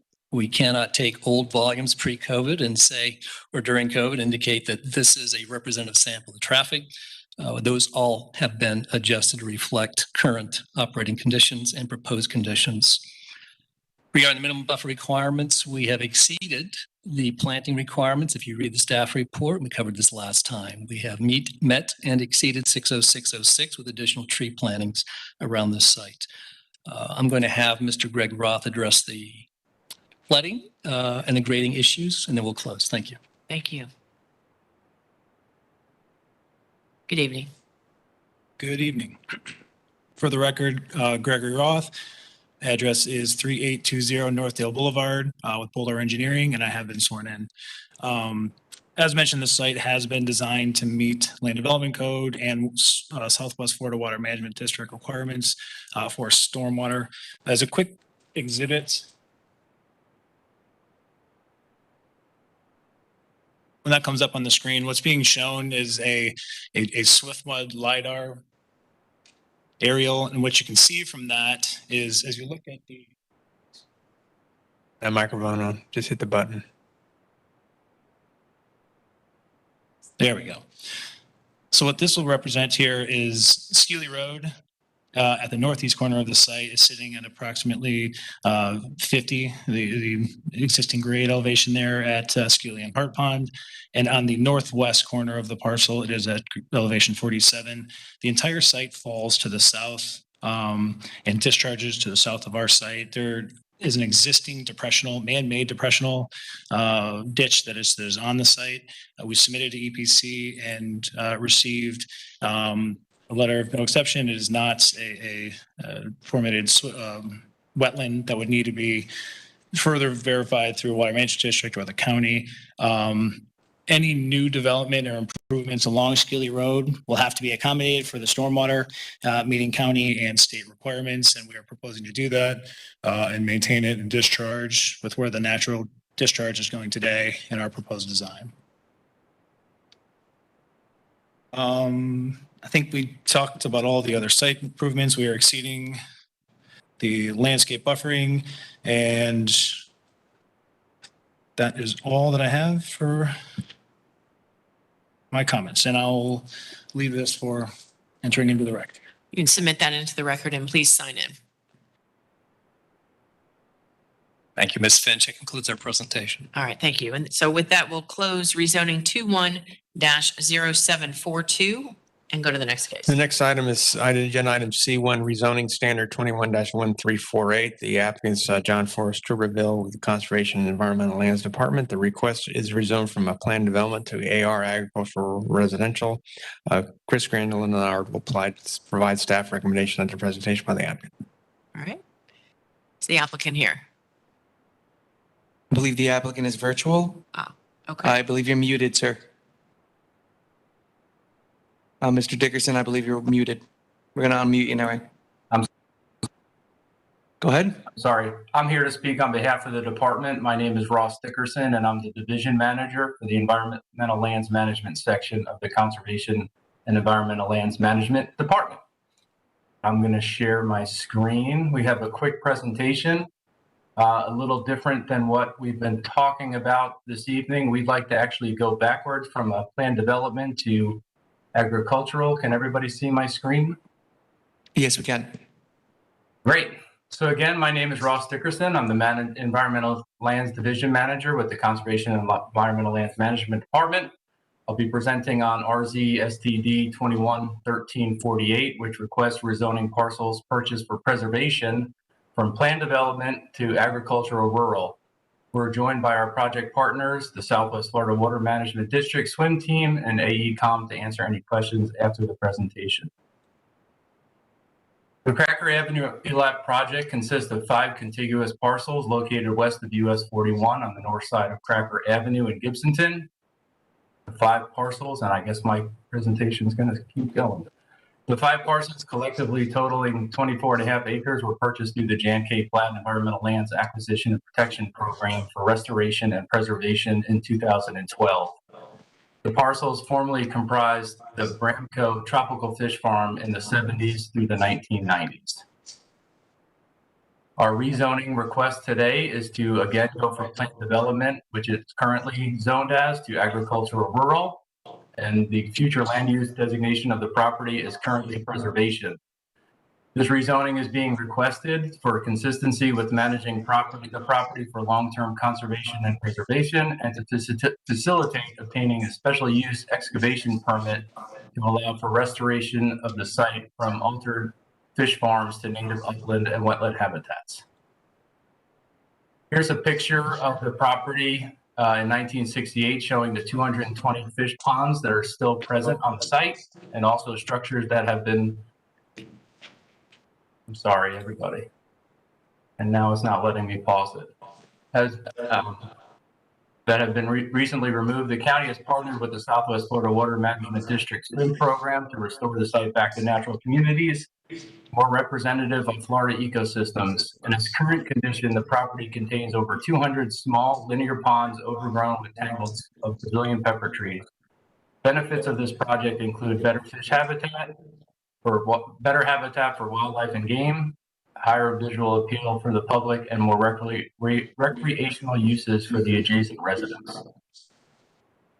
Here is the current conditions. You can see it's overgrown with Brazilian pepper. There is some native plants out there, mostly cabbage palms.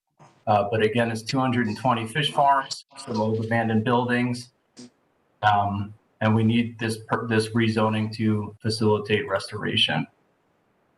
This slide and the next slide show images of conditions on the site just prior to the start of ongoing restoration activities, including the presence of trash, homeless camps, exotic vegetation, abandoned buildings, which have been removed, and over 200 man-made fish ponds. Current conditions, clockwise from top right, a homeless camp, abandoned buildings, man-made fish ponds, which are stagnant, and illegal dumping. The proposed improvements to the property include the removal of former fish farm buildings and associated debris. This will be followed by the clearing of exotic vegetation and preservation of some of the native oaks and cabbage palms and backfilling of the fish ponds. Then the site will be recontoured to create a wide freshwater slough and wetlands and the tidal lagoon to sustain freshwater flow through the pond and wetlands. Reclaimed water may be used. Berms will be installed to allow access for management, help direct water flow, and provide a short nature trail for recreation. In the uplands, a wildflower garden will be planted to provide habitat for monarch butterflies and other pollinators. This image shows the site following completion of the habitat improvements. Following construction of the project, maintenance crews will conduct routine removal of invasive exotic plants. This will ensure that native species installed during construction can successfully establish and compete against the undesirable invasive species.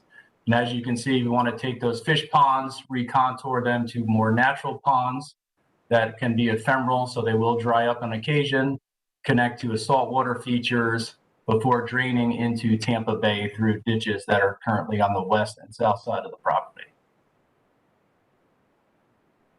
The next 4 images represent habitat improvements after construction is completed. The freshwater wetlands may include deeper ponded areas and shallow zones planted with marsh vegetation. So this is what we're hoping to accomplish out there. The tidal lagoon will include saltwater channels, low islands that will eventually be colonized with mangroves and deep holes for fish. So here's a representative of what that should look like when we're done. The uplands will be planted with native trees such as cabbage palms, oaks, and various shrubs. Large native bunch grasses may also be installed. So you'll see here it's a coastal system, mostly cabbage palms, scattered oaks, and grasses. Oh, sorry. And one of the dominant plants that will be planted in the butterfly garden will be milkweeds, which function as a larval food plant for monarch butterflies. Other native wildflowers, flowers, and forbs will be planted in this habitat as well. And that's all we have. All right. So that completes your presentation? Yes, ma'am. All right, thank you so much. No questions at this time. We'll go to Development Services. Good evening. Okay, I got my presentation. Be a second.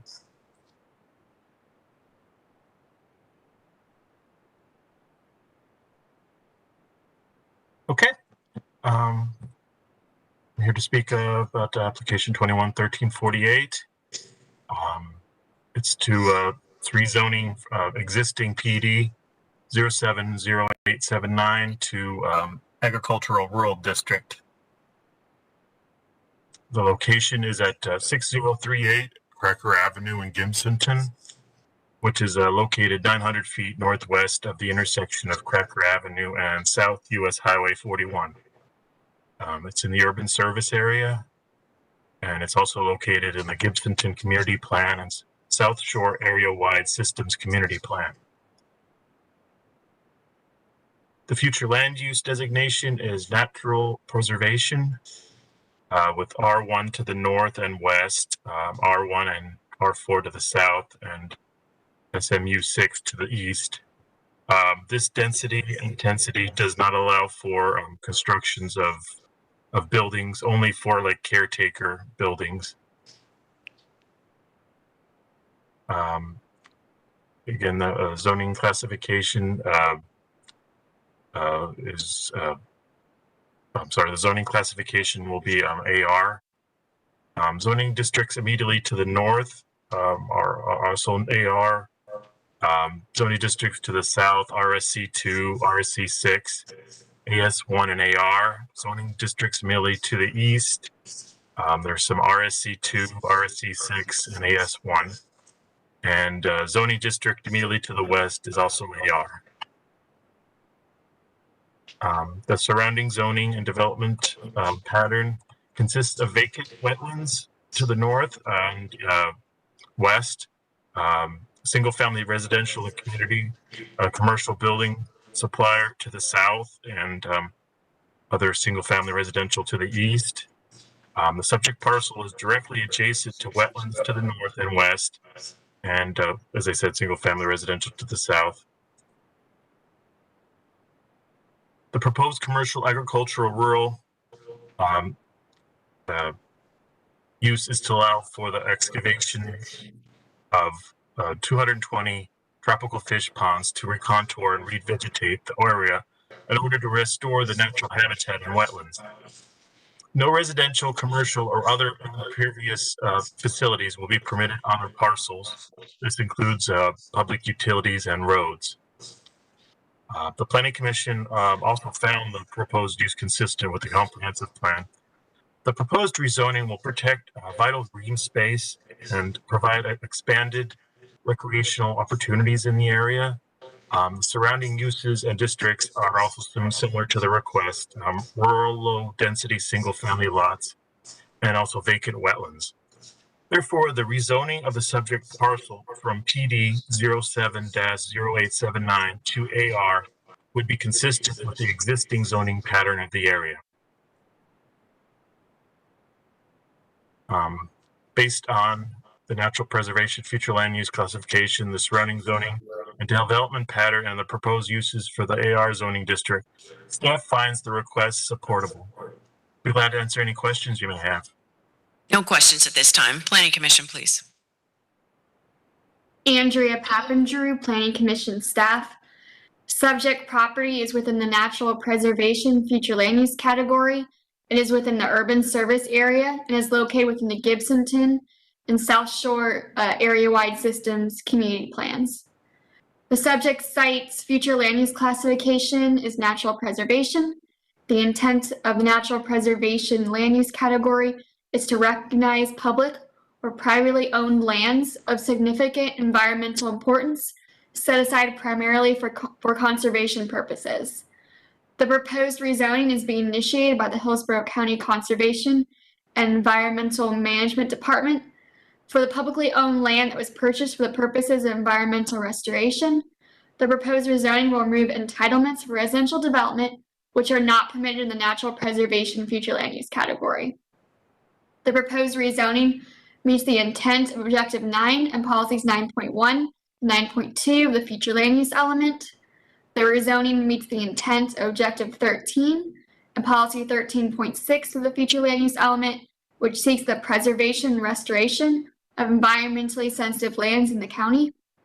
The proposed rezoning meets the intent of Objective 2, Policy 2.5 of the coastal management element that requires the county to have no net ecological loss of wetlands. Policy 2.5 specifically supports the development of a wetland mitigation program via cooperation with other agencies, but does not impede local control. The site is in the coastal high hazard area and meets the exemption provided in Policy 6.3 and 10.4 of the coastal management element, as government-owned or leased facilities are not required to undergo a rezoning through a plan development rezoning process.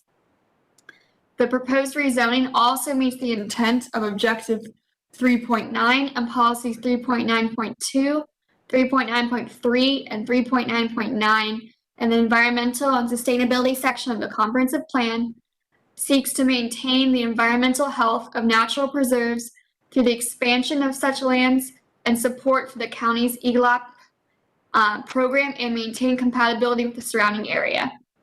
The proposed rezoning to AR is compatible with the low-density rural nature of the surrounding area and provides the open space land uses that are characteristic of the residential 1 lands that surround the site to the north and west.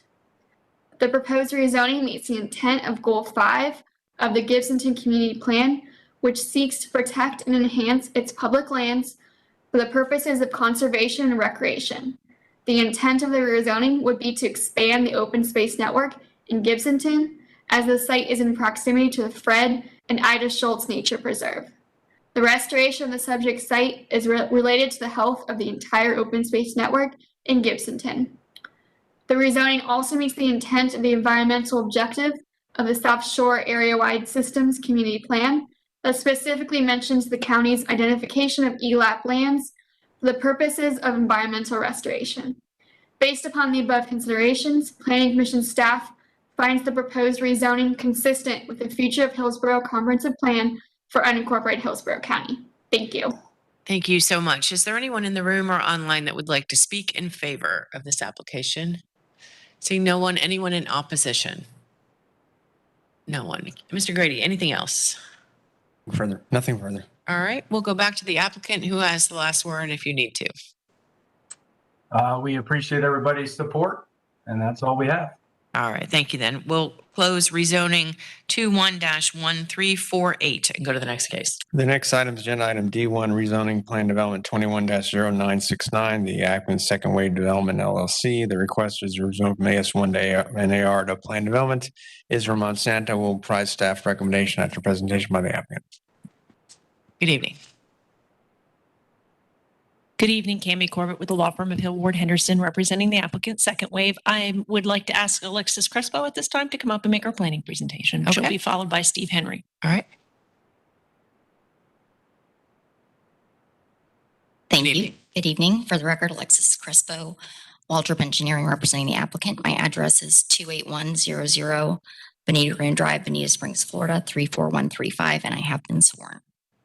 And I do have a PowerPoint presentation to walk through. The request before you this evening, can you let me know when I hit 7 minutes? Sure. Thank you.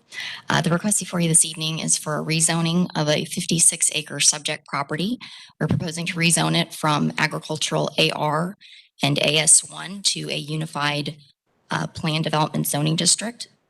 This would allow for a mix of uses, including single-family attached, detached, multifamily, and a daycare use. This would be instituting your bonus density provisions in the SMU 6 future land use category. We are seeking a maximum of 469 units, 133 of those. Oh, I'm sorry. Next slide, please.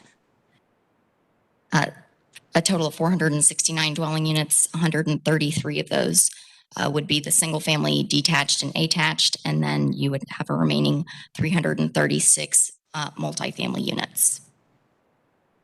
Next slide, please. The subject property is shown on the area location map. It is, again, 56 acres in size. It is located south of the Simmons Loop north of Simmons Loop Road, south of the St. Joseph Hospital, generally in the Big Bend Road area, south of that major roadway, and in between US 301 and I-75. This is within the Riverview planning community. And you can see there are some intensive uses along the Big Bend Road with the hospital, Sam's Club, and other multifamily uses in the area. And then the area to the south of the road along Simmons Loop is transitioning to suburban and urban levels of development through some recent PD rezonings. Next slide. So just walking you through those surrounding uses, again, to the north and west, we have the major hospital complex. There's some animations if you continue to click through. Thank you. Also to the north of the property, if you click one more time, it'll label the Grove Apartments, a dense residential development. You have Sam's Club at the Big Bend Road frontage. You have Wildgrass Apartments, which is developed at 9 units per acre. This was a recently approved PD in 2018. Those are 4-story apartment buildings. To the south of the road is an approved PD known as South Creek Estates. This is single family residential uses. You can't see it on that aerial, but it is currently under development. To the west of the property, we have Simmons Ranch Estates, which is a larger lot residential single family community, which I'll address in a little bit more detail in terms of protecting the compatibility with that development. And then lastly, I'll note a recently amended PD to our south and southwest is Simmons Village North, which is also a residential project approved at approximately 3 units per acre. Next slide. The subject property is well within the urban service area, adjacent to that Big Bend I-75 interchange area. It's MSU 6 future land use, which is the surrounding future land use along Simmons Loop Road. It extends to the south of that roadway. To the north, we have CMU 12 and higher densities and intensities allowed along that arterial roadway. This future land use category does permit a range of residential, mixed use, and non-residential uses at a standard density of 6 units per acre, and we are seeking just over 8 units per acre through the bonus density provisions. And you can ask for up to 9, so we're seeking below that maximum density. Again, we are using the mixed use provisions of the comprehensive plan by implementing multiple residential dwelling types, as well as a 10,000 square foot daycare use on the west side of the property in order to achieve that bonus density. This slide is our PD site plan. Due to the conceptual nature of that plan, I'm going to ask to advance to the next slide, which is our illustrative version of that plan. So just walking you through the proposal, you might know, again, there's a mix of dwelling types, and this is known as a build to rent community, which is an emerging trend in the residential development arena, where it's offering renters the ability to live in a single family detached, a villa type product, or a conventional multifamily apartment building. For a long time, the predominant rental product has been the 3-story multifamily building. So this is providing a different opportunity for maybe younger families or snowbirds that want a little bit more space and privacy by offering that additional product type. In terms of just the layout of the project, we're going to have 2 points of access from Simmons Loop, which is a collector roadway. So that provides the ability to get in and out for multiple points of ingress, egress, and either travel east or west along that roadway. We have located the daycare in the western portion of the site. That's a 1 acre parcel along the far western edge. We are proposing anywhere where our development abuts the large lot residential to our west. We are proposing a 20-foot wide type B buffer.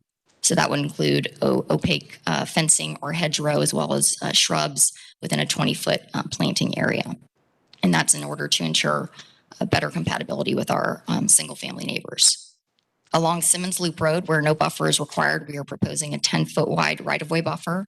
That would include decorative fencing, as well as a 48-inch hedgerow, as well as trees, again, to protect aesthetics and visual quality along the roadway. You can see that the single-family detached and attached buildings are shown in the lighter beige color, and those are on the western portion of the site.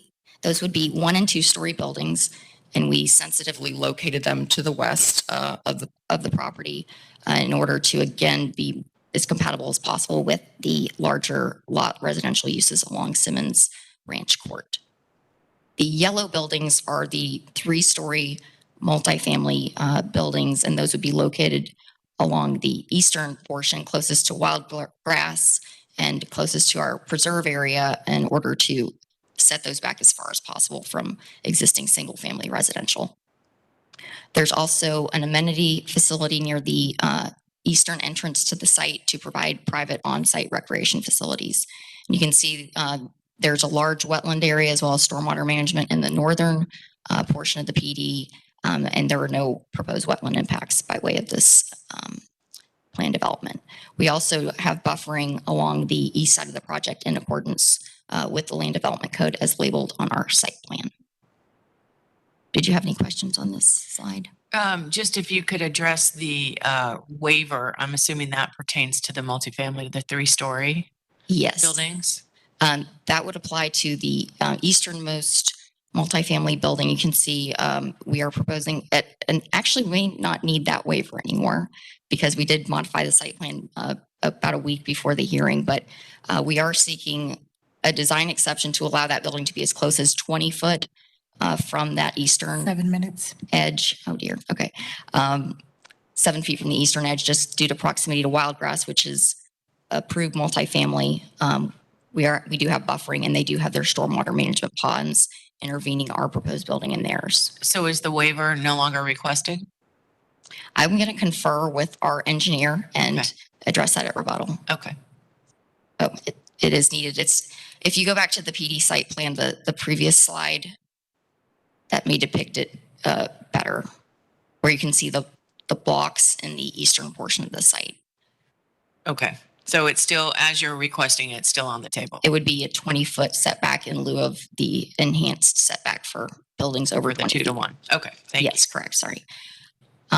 Due to time, I'm just going to ask to advance to our line of sight slide, which I believe is 3 items. And these are just depictions of the intended build-to-rent product type. And then one more slide. Also an elevation of the detached and attached villas. And this next one will be our line of sight. This simply, one more please, thank you. Oh, thank you. This depicts the linear distance between the nearest multifamily building and the nearest home on Simmons Ranch Court, and shows that based upon the spatial separation between the structures as well as our enhanced type B buffer, there will be no direct visual line of sight of those multifamily buildings from the nearest off-site single-family residence in the area. And with that, I'm going to ask to advance 3 more slides. I need to get on the record our open space condition.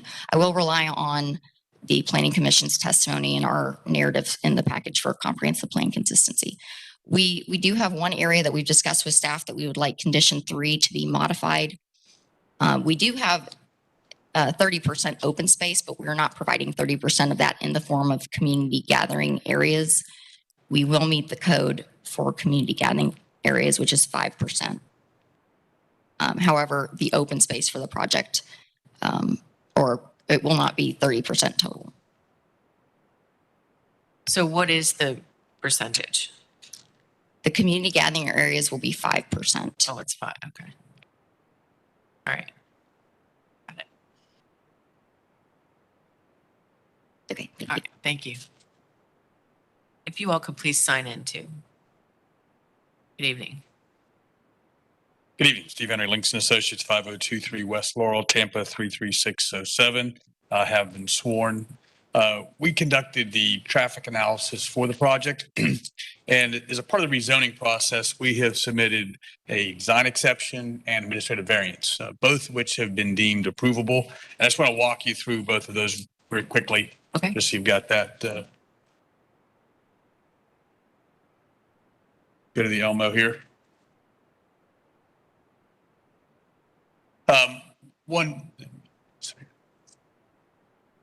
Simmons Loop Road is considered to be a substandard road to the TS4 standards within the Transportation Technical Manual. This is a picture of Simmons Loop Road today. As indicated, the developer of the Simmons Village is in the process of, will be constructing the extension of Gate Dancer Road, which is here. And as a part of that, they're actually building, improving about 300 feet of Simmons Loop Road. So what we're doing is taking that section and then we are attaching to it. So here's the improvements that they're doing. We're then taking those and extending them to the west about 2,000 feet. And we're going to meet the TS4 standards, except for instead of a 7-foot buffered bike lane, we'll have a 5-foot bike lane, which matches basically what they're doing as far as the improvements that they'll be doing for the Gate Dancer and Simmons Loop Road. How far does that improvement go? Which one? The one you're picking up on their improvement. So theirs goes about 300 feet. Mhm. And then we take it about 2,000 feet. Oh, I see. Okay. And then we will tie into our east. There are improvements that the apartments did on the north side. So we're tying into those improvements that they did. I see. And this kind of gives, this is Gate Dancer to the south, but basically the same section that we're doing. It's going to be an urban roadway with 5-foot bike lanes, 11-foot lanes. So this kind of just gives you a picture of what that road would look like. This is the engineering drawing, and I just wanted to give you kind of more of a visual of what that would look like. So that's the improvement that we'll be doing. All right. And then in addition to that, we're also asking for an administrative variance. And that one's for the spacing for the western driveway. So I've highlighted it here in yellow. And we've located that western driveway so that it actually aligns with the village north. Their access is here, so we're aligning with their access. And then what happens is when we do that, there is a single-family home driveway on the north side that we're about 55 feet away. So we have to ask for an administrative variance to the spacing to that driveway, but we're aligning with the major development to the south. So that's why we've got that spacing. So that concludes my presentation, unless you've got any questions. I don't. Thank you. Thank If you could please sign it. Sure. Ms. Corbett, you've got a little bit less than a minute. Cami Corbett, I'd like to ask Alexis Crespo to come back up to the mic with me, join me at the mic. Okay. Ms. Crespo, could you state your qualifications on the record for me, please? Yes, I'm a certified land use planner with the American Institute of Certified Planners. I've been practicing land use planning in Southwest Florida for 16 years. And is it your professional opinion that this development is both consistent with the comprehensive plan and the land development code and is compatible with the surrounding area? Yes, it is. Thank you. That concludes our presentation. All right. Thank you so much. Development Services, please.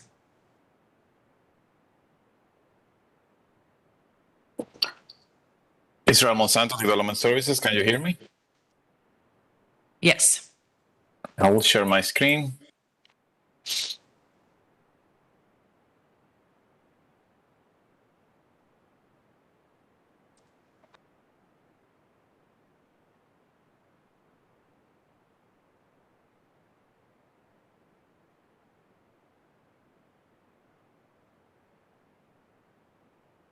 Again, Israel Monsanto Development Services. The request today is to rezone 56.6 acres. Acre site located on the north side of Simmons Loop Road, a quarter-mile west of US Highway 301 in Riverview, from agricultural rural and agricultural single-family to a planned development. The intent is to allow for the development of a mixed-use project. The project is generally located south of Big Bend Road between I-75 and US Highway 301. The area consists of residential and agricultural land. St. Joseph's Hospital is located northwest of the site. Areas to the east are developed with multifamily apartment, and residential single-family neighborhoods are approved and being developed south and southwest of the site. The site is within a future land use classification of SMU 6, suburban mixed use, which allows up to 6 dwelling units per gross acre, suburban scale development, office commercial meeting locational criteria, and mixed use projects with a 0.35 floor area ratio. Areas surrounding the sites are also SMU 6, with more dense and intense future land use designations to the north. The site is in the Riverview Community Plan area, and the developer has requested to utilize the mixed-use incentive program set forth in a comprehensive plan to achieve a density up to 9 dwelling units per the acre.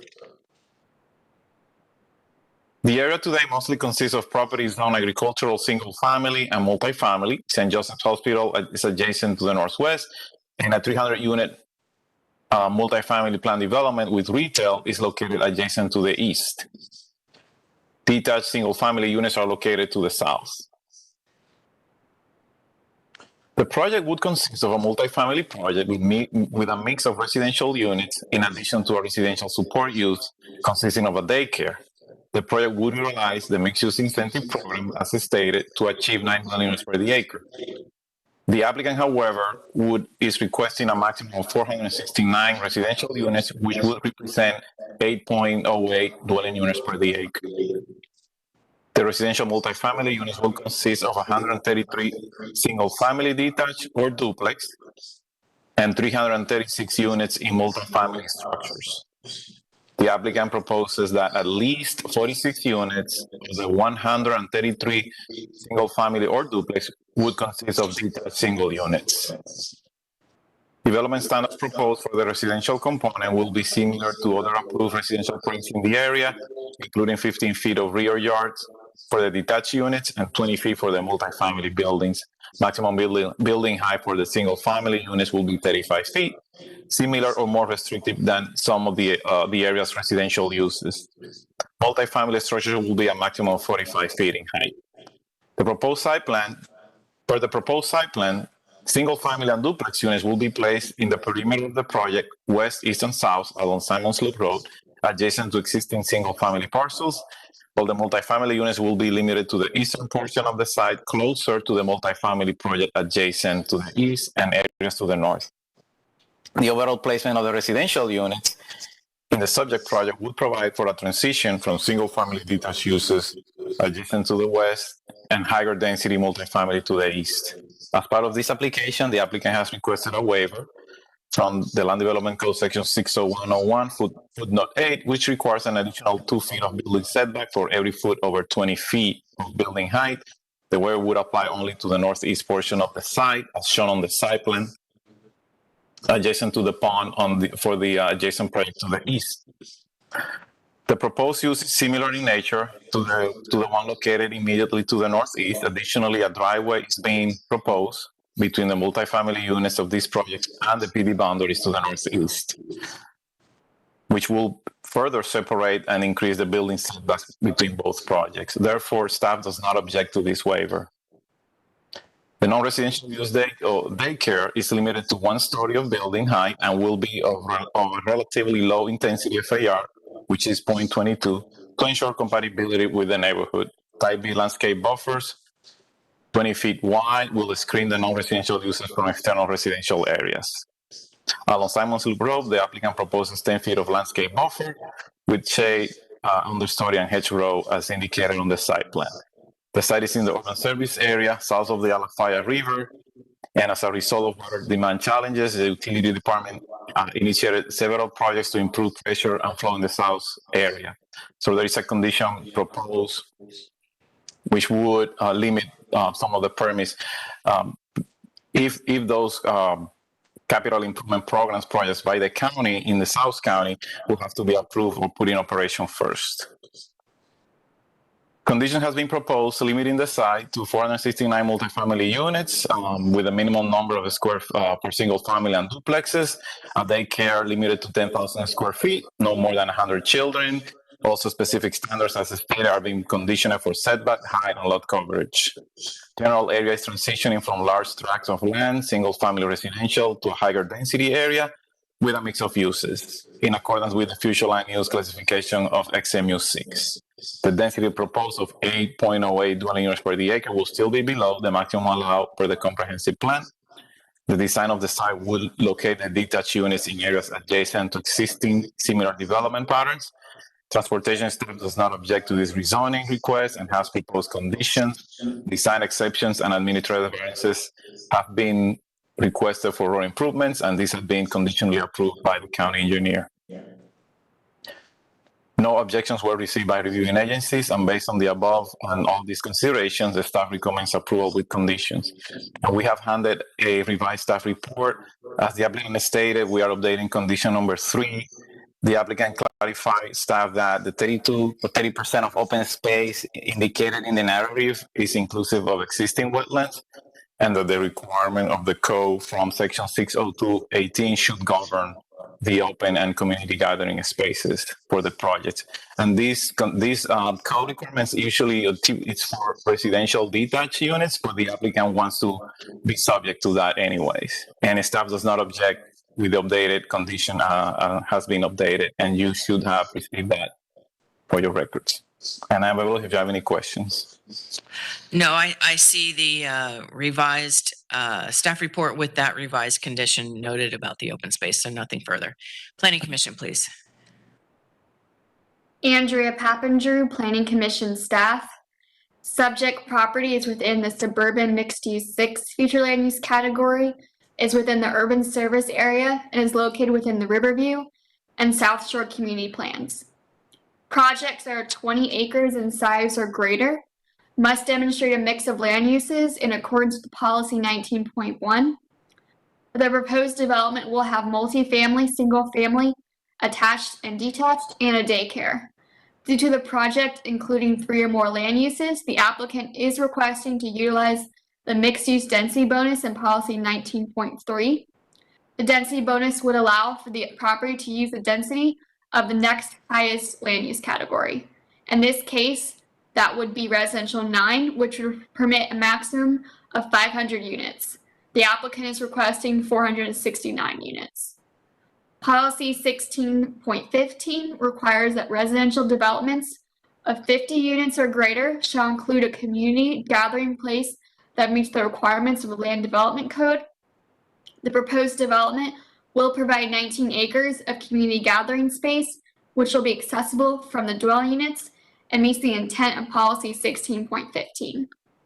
The proposed development requests a 10,000 square feet daycare on the western 1.07 acre parcel. The applicant has submitted a waiver request to commercial locational criteria policies. The waiver is not necessary as a daycare is a residential support use and is exempt from meeting commercial locational criteria. In addition, per policy 17.1, residential support uses are allowable land use in any of the residential, commercial, and industrial land use plan categories if they are designed to be compatible with the surrounding land uses and zoning.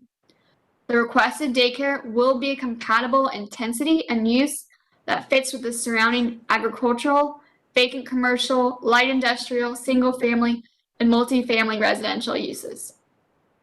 Policy 16.1 of the future land use element requires the use of locational criteria for placement of non-residential uses. Policy 16.3 requires that development and redevelopment be integrated with adjacent land uses through creation of complementary uses. Policy 16.10 requires that any density increase be compatible with existing proposed or planned development. Compatibility does not mean the same as, it refers to the sensitivity of development proposals in maintaining the character of existing development. The applicant proposes to locate the less dense single-family and duplex units along the project perimeter, specifically on the western border adjacent to existing single-family residential lots. The requested mixed-use development is consistent with other single-family and multifamily residential uses in the surrounding area. To the north of the subject property is the St. Joseph South Hospital Complex.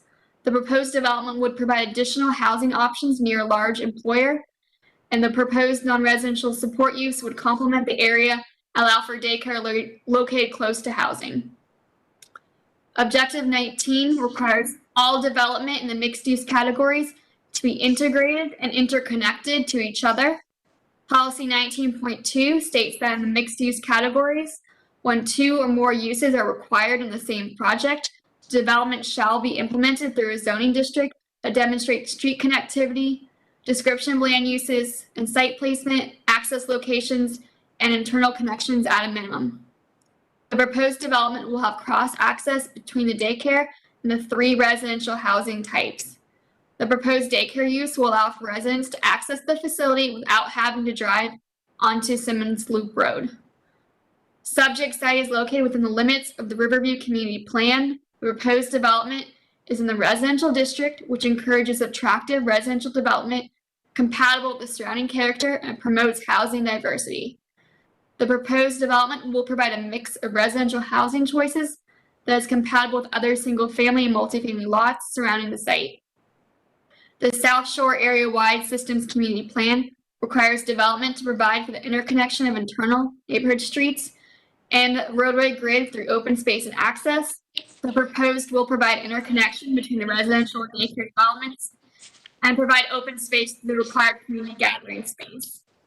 Based upon the above considerations, Planning Commission staff finds the proposed plan development consistent with the future of Hillsborough Comprehensive Plan for unincorporated Hillsborough County, subject to conditions proposed by the Development Services Department.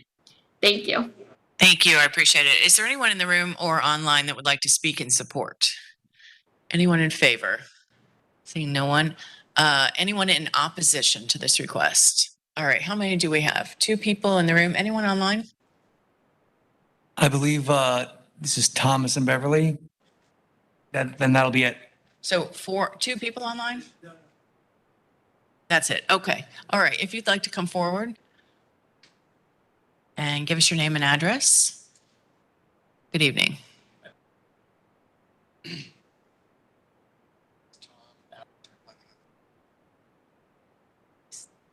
All right. Name is Tom Auda, and this is my wife, Beverly Auda. We live at 6727 Simmons Loop and Riverview. So, and as I start, I'm not an expert on traffic. So that was a very, very boring report that we read, but so be it. We tried to make the best heads around. Okay, the letter reads, my wife and I moved into the late E.G. Simmons, George Simmons house on October 23rd of 2019. This house sits on the corner of Simmons Loop and Simmons Ranch Court, and the address is 6727 Simmons Loop. The majority of you will probably recall the 2 of us standing before you objecting to MM 20-0310 and MM 20-0311 that we learned about shortly after closing on our new home. Our objection was due in part that this major modification was a rather substantial major modification to the plan development that we based our purchasing decision on. The original plan, which we were in favor of, would have complemented the property and would have been more in line with the home quality, square footage, and lot size to homes found on Simmons Ranch Court. Other objections were safety, traffic congestions, and noise. When you approve these major modifications, the house count nearly doubled from the proposed plan, rising from 419 to 765. But let's not forget the multipurpose space that may add a school with 1,800 students plus staff and extracurricular activities. I'm sure that you're aware, since you have approved it, that there is a Lennar development named South Creek with the planned development of several hundred homes on the southwest corner of US 31 and Simmons Loop. Shay with Lennar could not give me the exact number of lots in the total development. However, she did state that they have models including 3 to 6 bedrooms. This represents a lot of people and a lot of cars. Substantially more cars congesting the roadways than doors in the development, which will be true for all of these developments. These approved developments have yet to impact the already overpopulated and congested area. The Lennar development is well underway, but traffic congestion is yet to be impacted due to the current low occupancy rate. The 2 projects listed above and the school have not yet started construction, so obviously there is no additional impact yet. This new proposed development, which is the subject for tonight's hearing, will increase this total another 460 additional rental doors and more than 460 additional people and cars. It is my opinion also that owners tend to take better care of their property than renters, since they have a vested financial interest and renters are transient, which does not enhance the neighborhood stability. They are additionally proposing a 100-student daycare facility that will attract even more traffic during peak AM and PM travel times. This proposed development will only have ingress and egress via Simmons Loop. May I remind you that Simmons Loop, with the exception of the intersection of Big Bend and Simmons Loop, is a 2-lane road, except for maybe what they're going to be modifying. We have not seen any plans to widen it and want to keep it a 2-lane road. We would like to see traffic plans to decrease and divert traffic, not increase it. We also want to go on record to say that we do not want the county, to use or take our land in the future to widen this road for any reason, especially due to traffic mismanagement that you should have seen coming. The traffic impact study that I saw does not take into account the broader area development and does not include the current and future planned developments to north and south or east of US 301. The traffic at Big Bend and Simmons Loop is congested and backed up virtually all day, every day, including weekends and almost any time of the day. Sitting through 3+ lights on Simmons Loop in the morning at this intersection is not uncommon. Then if you want onto I-75, another 3+ lights.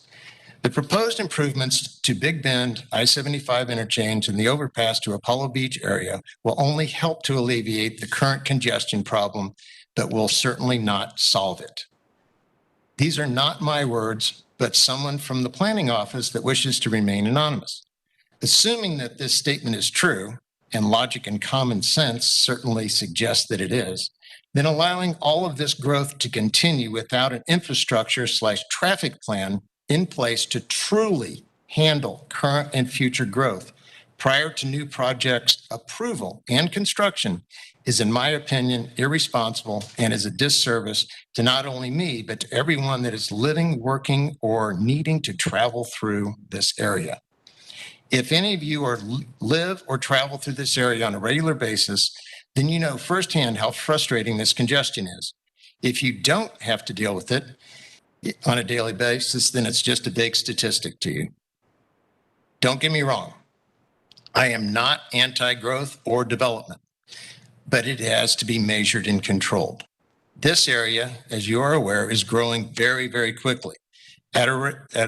This rate of growth seems to be a little out of control with regards to traffic and infrastructure.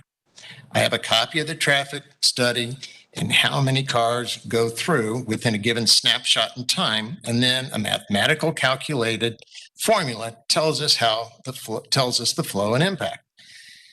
This is providing that you have the correct formula, snapshot in time, and other assumptions.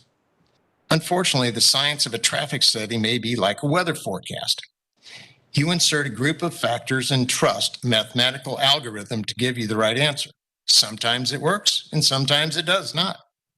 It sure will stink for this entire area if the algorithm, facts, and/or assumptions are wrong.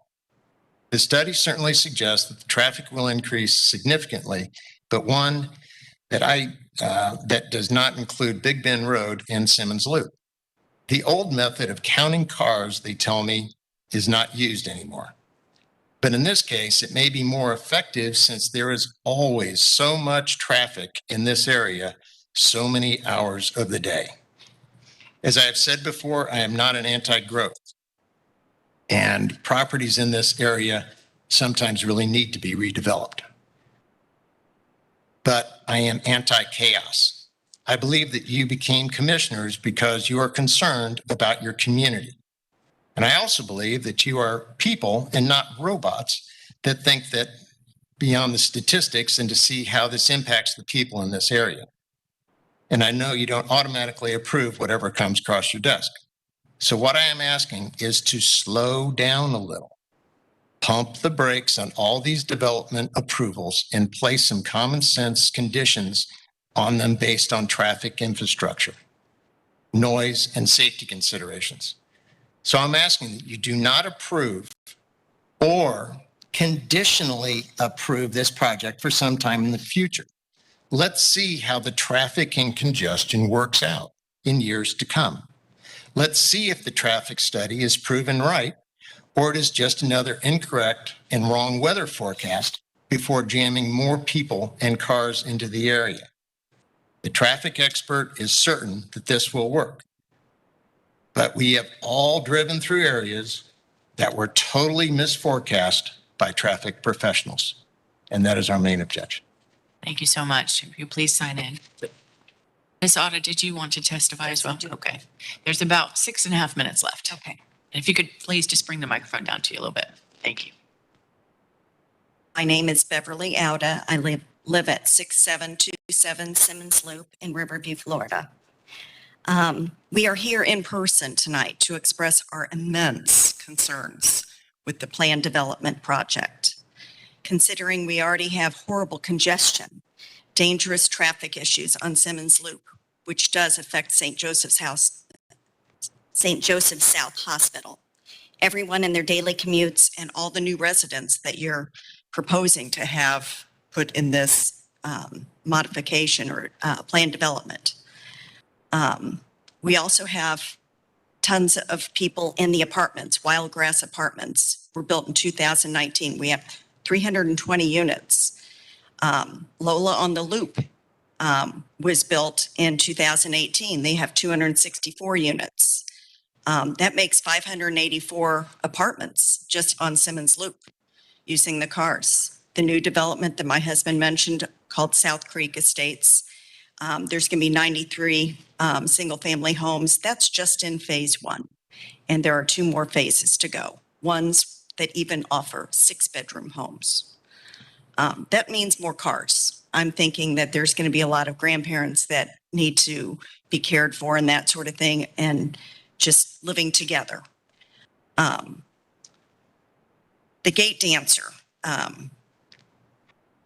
situation is not actually going to help us a whole lot. I think it's going to bring those people that are connected with gate dancer through our neighborhood to go on to 75. They're going to be going right through Simmons Loop. I don't think that's going to be a big plus for us. We're asking also for another traffic study. The real problem is the intersection of Big Bend and Simmons Loop, which was not really included. No statistics of how many accidents there have been. I do have a call into the fire department and have not heard back from them. I think it was the one on Big Bend, and I think it's firehouse number 3. And they will be getting in touch with me about how many accidents have been reported in that intersection, and also getting on to 75, north and south. It's a daily occurrence. We have trouble getting ambulances in and out with all the traffic because it's backed up so far. And people are getting very impatient. I've got people in the far right lane that should be a turn right lane going all the way through the intersection. Instead of turning right, they go through the intersection and keep backing up and then try to cut over to that far left lane to get on to 75. It is really terrible. We ask that the infrastructure be completed before any of this development gets going. I mean, we're talking about the off-ramp onto 75. Let's see. About 2.5 minutes left. Okay. We are so close to the hospital. We would like to see larger quality homes. We were told that it was going to be some homes across the street that had been planned for like 3/4 acres. Maybe people that are doctors or staff at the hospital that might be, wanting quality single family homes that are custom homes, more similar to what we bought, which is a lot more expensive than the ones that are being planned. And not renters, not transients. Crime generally goes and follows such things like rent. The situation with all the added housing, I think it was going to be 1,128 is what I was trying to count, trying to just do the math versus what we were told of like 3/4 acre lots and a park and a golf course down the street. It's a lot different than what George Simmons ever anticipated. And he was one of the main guys out here. Simmons Ranch, Simmons Loop. He would just be very disappointed in how things are being developed. And he's got a lot of family. One of the people that's going to be most involved are the daughter and the son of George Simmons. They back up to this property of this land development. I would like to see a new traffic study done, and I would like for it to include the light at Simmons Ranch and Big Bend, or Simmons Loop and Big Bend. And I would like for you to pass on doing this at this time, this plan development. I would like for you to say no to it. Thank you. Thank you. If you could please sign in. All right. Anyone else that would like to speak in opposition? I don't think so, right? All right. Then we'll close that portion and go back to development services. I think probably it's appropriate to hear from Mr. Ratliff. Mr. Grady, did you have anything you wanted to add? Nothing further. All right. Mr. Ratliff. Are you online? Good evening, Madam Zoning Hearing Master. This is Richard Perez with the Development Services Transportation Review Section. I apologize. All right.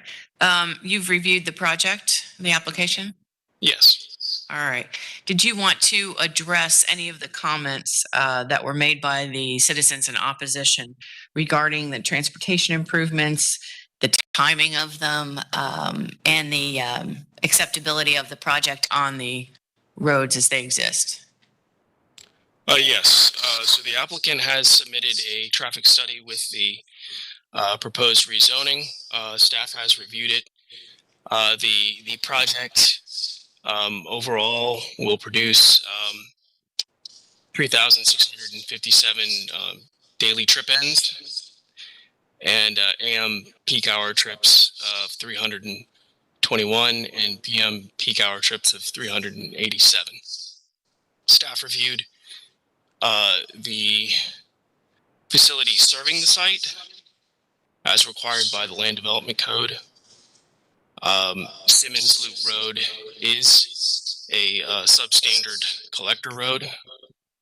Therefore, the applicant is required to make improvements to Simmons Loop Road. As per the traffic study, in the site access analysis, there are turn lane requirements warranted. A eastbound left turn lane and a westbound right turn lane for the western access point. The eastern access point also is required to have a eastbound left turn lane.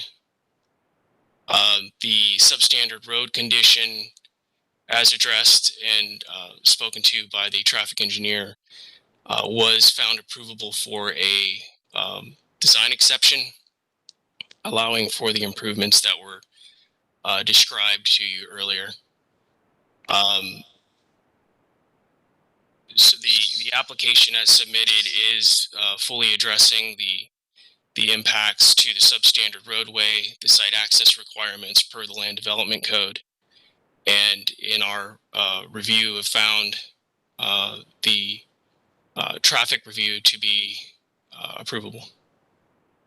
All right. Thank you so much for that additional testimony. I appreciate it. We'll go back to the applicant who has 5 minutes for rebuttal. If you could just speak to the timing of improvements relative to the Tammy project. Corbett, for the record, I will not be doing that, but Mr. Steve Henry will be doing that for you. Thank you.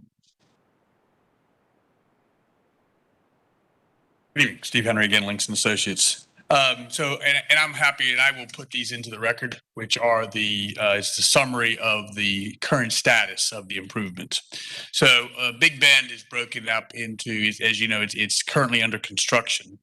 We've got the interchange and then the segment from Covington Gardens to Simmons Loop. So that section will be 6-laned along with the new interchange. That is under construction. proposed to be completed by 2025. Okay. Then you've got two sections, the section from 41 to Tuffington Gardens and the section from Simmons Loop to 301. Those are two separate sections that will start next year with completion about 2025. The idea is that by 2025, all of Big Bend Road will be done. In addition to that, what is currently under construction is the overpass over the interstate that connects Apollo Beach Boulevard and Paso El Mar.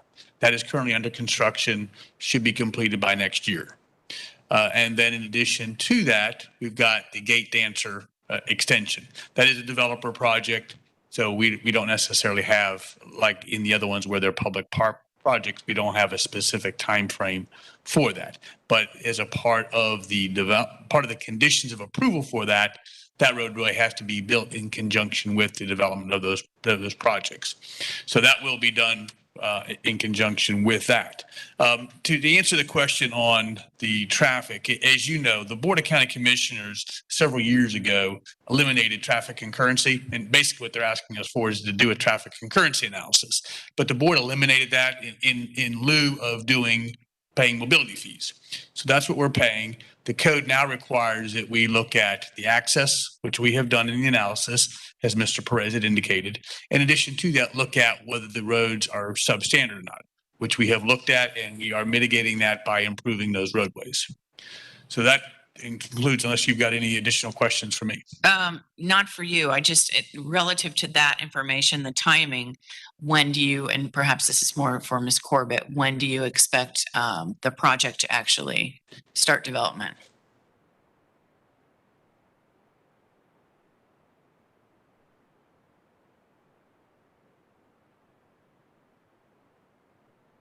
Cami Corbett for the record, within about 18 months. And I would also like to note that there is a zoning condition that prevents to deal with some of the concurrency related issues. There is a water pressure zoning condition that does not allow development permits to be issued until such time that those water pressure projects are completed. So the county is taking proactive action to address the infrastructure needs. As you're aware, this is located right in the heart of the urban service boundary, which is where growth is directed. We are on year 2021 on a 2025 land use plan. And so it's only natural that at this point in time that these areas are infilling and developing, and they are transitioning from what they were in the past to what they were envisioned to be in the future with the land use map that is in place, which is SMU 6, which does allow for the density bonus for the mixed use. And the point of the density bonus for the mixed use is it encourages people, the residential and the residential support uses like daycare, to be located in close proximity to one another. So that will be available to serve the residents. There may be other people that also access, but as you heard, there's a lot of residential from the area, and we think that it's an appropriate place for a daycare to be located. And once again, this is a quasi-judicial land use process. It requires substantial competent evidence that we've complied with the land development code and the comprehensive plan. And I think we've done that this evening. I'm happy to answer any other questions you might have. Just one more clarification. So the answer to when you think the project will get going, I think you replied 18 months. It's completed, I would think. Completed. So those you expect, I think you have someone behind you. I think the question is more pertinent to when will the cars for these homes actually hit the road relative to the timing of the improvements that Mr. Henry testified to. Alyssa Sieben, 5231 South Jules Verne Court, Tampa, Florida. The project wouldn't begin for at least 18 months, just to clarify. That's what I wanted to clarify. So just guessing, if you begin in 18 months, when are those homes with those associated cars on the road roughly? 24 months from then. Okay. So 18 plus 24. Got it. Okay. That was the end of my questions, Ms. Corbett, unless you had anything else. I just wanted to say in response, if I may, that the intended target audience for this development is going to be young families that can't necessarily afford to put down a down payment on a single family home, but still want the independence that those types of units offer. I see. Thank you so much. All right. Then with that, we'll close rezoning 21-0969. Oh, no, we've just closed the hearing. I apologize. All right. And I think given the time, we have one more case. Let's take a 5-minute break and give the court reporter a second, and we'll come back at 8:40 and resume the hearing. Thank you.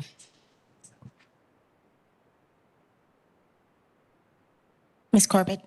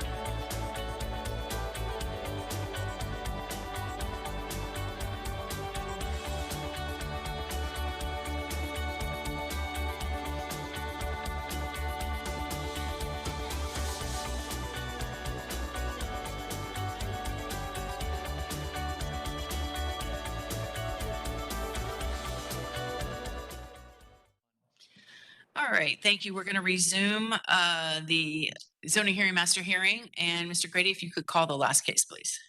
The next item is agenda item D3, major mod application 21-1234. The applicant's Pulte Group.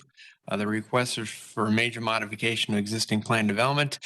Tim Lampkin with county staff will provide staff recommendation after presentation by the app. All right. Is the applicant here? It's your night, Ms. Moore. It is. Good evening, Cammie Corbett with the law firm of Hill Ward Henderson. We'll go right into our planning presentation. All right, thank you. Good evening. Good evening. Hi. My name is Steven Spizzato. I'm a certified planner with Level Up Consulting. I have not been sworn in. Oh, okay. Is there anyone else in the room that plans to testify and has not been sworn in? If you could please stand and raise your right hand. You solemnly swear to tell the truth, the whole truth, and nothing but the truth, so help you God. I do. Thank you. Thank you for letting me know. Go ahead. Thank you. Would you pull up the PowerPoint? Again, thank you for the opportunity to present this evening. We're appreciative to work with staff, and there's just 2 points that we're going to highlight in our presentation where there's some difference. You can go to the next slide, please. The project site is located in the Greater Carrollwood North Dale planning area. We have the project fronts on Lowell Road and also Bradford Lane to the north. We are to the west of the Carrollwood Cultural Center and to the south of the Carrollwood Village Park. Go to the next slide, please. The modification boundary conforms to the residential 9 future land use designation. Project is in the urban service area where development is encouraged to locate and utilities are available. The property is zoned, as noted, planned development. And there are a mix of residential types and densities in the vicinity, which are outlined in more detail in the staff report. Next slide. We had a neighborhood meeting at the Carrollwood Cultural Center on the 15th of September. Primary issues were buffering and access, and we've had follow-up conversations with neighbors since then. You get the next slide. This slide has the PD site plan on top and then an illustrative plan on the bottom. I think the illustrative plan better shows the attention to quality design and the consistency with the plan, and also shows that we're in tune with some of the feedback that we received from neighbors. We are proposing 48 townhomes served by a private street. The access is off of Lowell Road. It's gated. And we're also proposing an emergency access on Bradford Lane. And this is one of the notes. Our plan does not propose a pedestrian access where there is a staff recommendation for that, and that's on condition 16. Enhanced buffers are proposed and also detailed in the staff report. The next slide, please. This is a fence and gate detail along Bradford Lane. Condition 7.3, we had originally proposed a 4-foot fence along Bradford. So it's a view type fence. So there's aluminum pickets, and so there's not panels that block the view. You can see through. We're now proposing 6 instead of 4 feet. And that's condition 7.3. Next slide. There's a administrative variance for access separation and a design exception, and Mr. Steve Henry will discuss that. And I guess go to the next slide, please. I just wanted to conclude with highlighting that there are no objections by review agencies. The Planning Commission has found that the request is compatible with adjacent residential development and also consistent with the comprehensive plan, and Development Services is recommending or has stated that it's approvable subject to the conditions. Thank you very much. Thank you. If you could please sign in with the clerk's office. Thank you. Thank you. Good evening. Steve Henry, Links and Associates, 5023 West Laurel, Tampa 33607. We conducted the traffic analysis for the project, and as a part of the review process for the project, we have submitted a design exception and then also an administrative variance, both of which have been deemed approvable. And I'll just walk you quickly through those.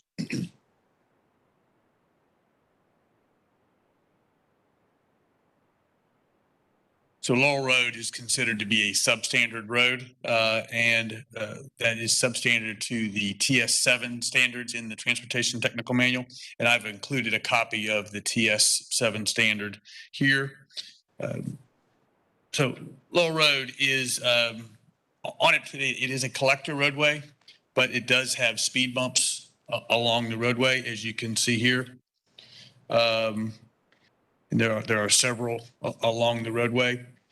From a standpoint of improving the road to the TS7 standards, which would include adding 12-foot lanes, adding paved shoulders, would only increase the speed of the traffic. So from that standpoint, it would be counter to what they've already done, which puts speed bumps up to help reduce the speed of the traffic on the roadways. So from that standpoint, we don't think it's appropriate, and the county has agreed it's not appropriate to widen that roadway to the TS7 standards. So what we've done instead is, when you look at the roadway, there is existing sidewalk on the south side of the road. So what we're doing is, on the north side, we're adding about a little over 2,000 feet of sidewalk on the north side of the road. So what that does is help with the pedestrian conductivity throughout that area. And so that design exception has been deemed approvable. Then the second is the administrative variance, and that's for the access spacing. And the access is indicated, we've got one full access on Laurel Road. And what the standard is 245 feet. We've got, because of existing driveways along the road, we've got 155 feet to the west and about 120 feet to the east. Again, these are just, they're basically single-family home driveways that we just don't have the spacing because of the number of driveways along that roadway. So that concludes my presentation, unless you've got any questions. I don't at this time, but Thank you.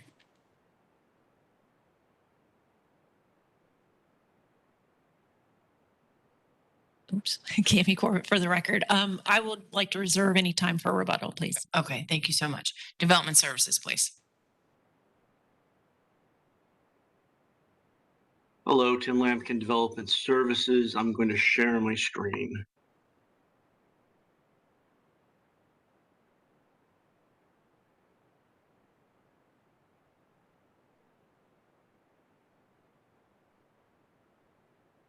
Okay. Can you, oh, sorry. Can you see it? Yes, we can. Okay, good. It's not moving forward. Sorry.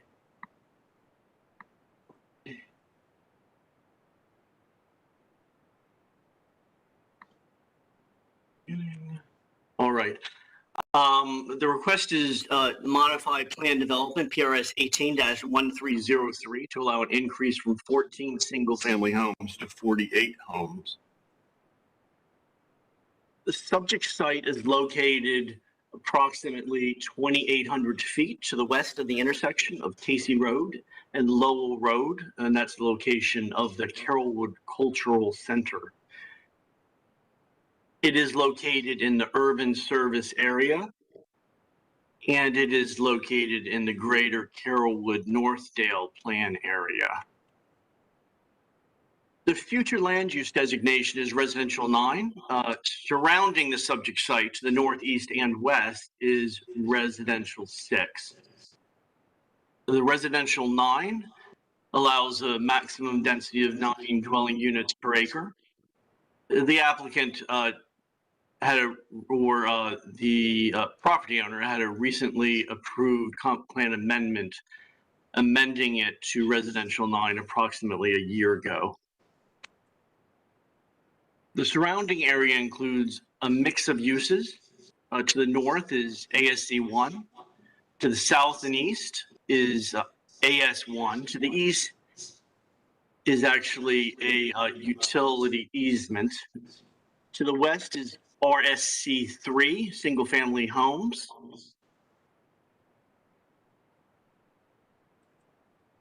Here is the site plan. The applicant, as they presented, they are proposing enhanced screening.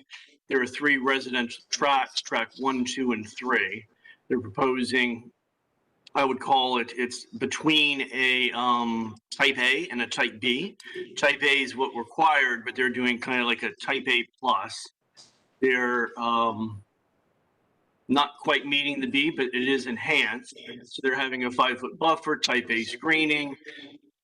They're having a 6-foot fence on the south side also, and on the east side, as shown on the screen.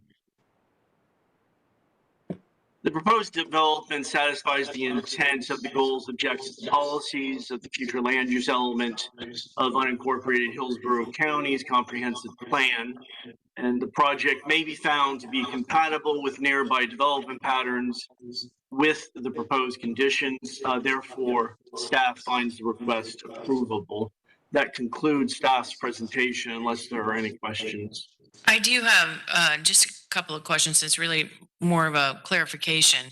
There seems to be some different notations regarding the acreage of this property. The agenda differs from your staff report in several places. Just on your staff report, by the way, and is there a revised staff report? Because I noted on your PowerPoint presentation, the site plan has been corrected to show a residential tract 2, which the site plan in your staff report has 2 number 3s. So is there a revised staff report? So there was. My apologies. I was not in the office. I thought I had printed it out. So there is. On the site plan, there was a typo where tract 2 was labeled tract 3. So it was not a change. It was really just pulling it into PowerPoint. It was, if I recall, it was labeled track 1, track 3, and track 3, and it's revised to track 2. That was the only change in the staff report. Understood. Could you clarify the acreage amounts, please? Yes. So the acreage that's being modified is 5.54 acres. However, I think where the confusion may be is there's a 6.56 acre project boundary for the entire PD. They're only amending 5.45 acres, and that's approximate. So in the application, it may say, for example, 5.452. And so it's rounding to the 5.45 and the 6.56. All right. And then that leads me to my last question, which is the conditions address that modification, the 5.54, but not what is happening in the remainder of the property. If the whole project is 6.56, what is happening on the part that is not being modified? The conditions seem to address the 48 units on that and those associated folio numbers, but not the remainder parcel. Can you tell me what's going on with that? Yes, the remainder parcel has a single family home, and that single family home is remaining. All right. And is that, have I missed that is addressed somewhere in the conditions to recognize that use? It is carried forward from the previous conditions. Just 1 second. Let me.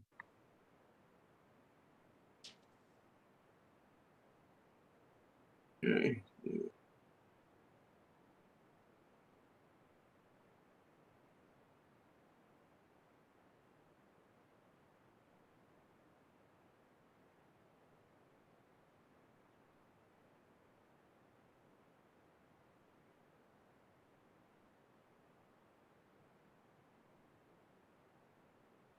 In the conditions.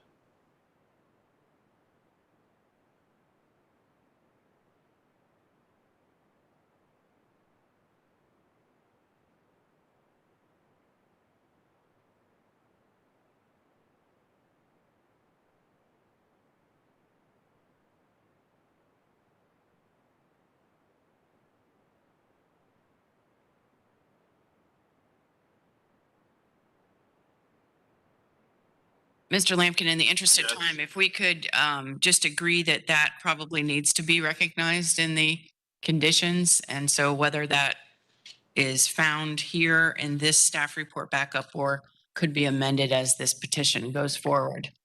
We'll add that condition. Thank you. All right, and that was my only question. And then my apologies. So there is one other thing. Condition 7.3 says a 4-foot fence along the north, but the applicant stated in their presentation that they want a 6-foot fence. Right. All right, and so That would be another amendment. yeah, so it sounds like we need to update this as well. All right, well, thank you so much for your testimony. We'll go to the Planning Commission.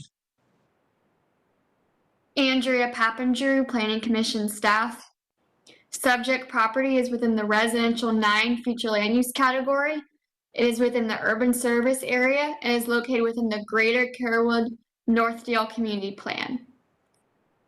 The subject property was part of a comprehensive plan amendment HC CPA 20-03, which changed the future land use designation from residential 4 to residential 9. The site is currently approved for up to 14 single-family detached dwelling units. The applicant proposes removing the detached single-family units and substituting townhomes for an increase to 48 units with lot sizes at a minimum of 1,600 square feet. The property is accessed via Lowell Road, a collector. Surrounding properties include single-family residential and vacant lots. To the north is Tampa Electric Company reclaimed water. The proposed major modification is consistent with the residential 9 future land use category and fulfills the intent of Objective 16 and Policy 16.1, 16.2, 16.3, and 16.5. The Greater Carrollwood Community Plan emphasizes providing a well-maintained and efficient roadway network and a walkable environment that is both safe and convenient. Goal 5 of the community plan states that new development will provide pedestrian infrastructure and amenities that connect to existing roadway facilities. Goal 5 also seeks to provide direct and multiple street and sidewalk connections within development projects and their building entrances with adjacent projects to develop a cohesive, connected, and integrated development pattern. The project will provide 2 proposed gates that are only for the internal private roadway.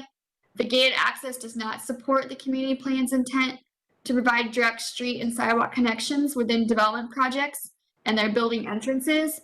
However, the gates will allow for pedestrian access and connect to the sidewalks built on the project's frontage. The proposed development does not indicate that there will be sidewalks on the project's frontage for Lowell Road or Bradford Lane, but they will be required by county transportation staff to provide sidewalks on both roadways when site plans are submitted for construction. Based upon the above considerations, Planning Commission staff finds the proposed major modification consistent with the future of Hillsborough Comprehensive Plan for unincorporated Hillsborough County, subject conditions proposed by the Development Services Department. Thank you. Thank you so much. All right, is there anyone here in the room that would like to speak in support? Madam Zoning Yes. Master. This is Alex Steady with the Transportation Review Team. I just wanted to have a couple of points of clarification. The applicants earlier mentioned that they were not including a pedestrian access to the north. However, the site plan submitted that we are reviewing tonight and as part of our conditions of approval, an access to that, a gated access, well, an access that could be gated is a condition of approval. And that was to Bradford Lane to the north. I just wanted to make that clear. For pedestrian access. Yes, ma'am. Understood. It's emergency access only for vehicles and pedestrian access for the people in that development. Thank you. All right. Well, thank you for that. We'll ask for clarification when it's appropriate. All right. Well, we will now turn to people who want to speak in support. Anyone in favor of this application?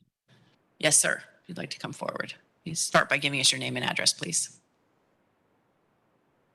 My name is Gilon Levert. I'm in 4910 Bradford Lane, Tampa, Florida, 33624. My house is right adjacent to the property proposed. I'm on the fence, literally, regarding the property construction over there and the project proposed.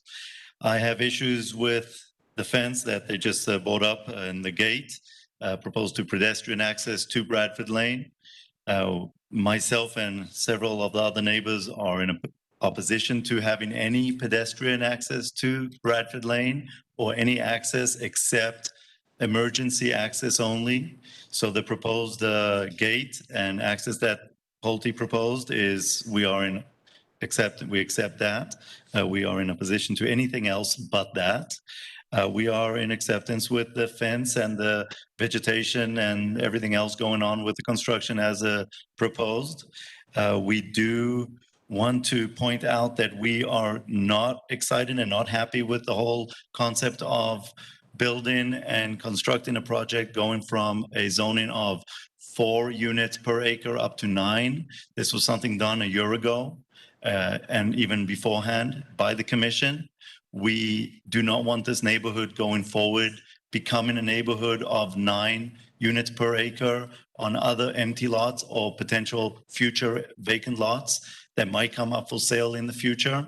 It's one of these neighborhoods that are in that potential situation where they can come available and other developers will show up and do the same.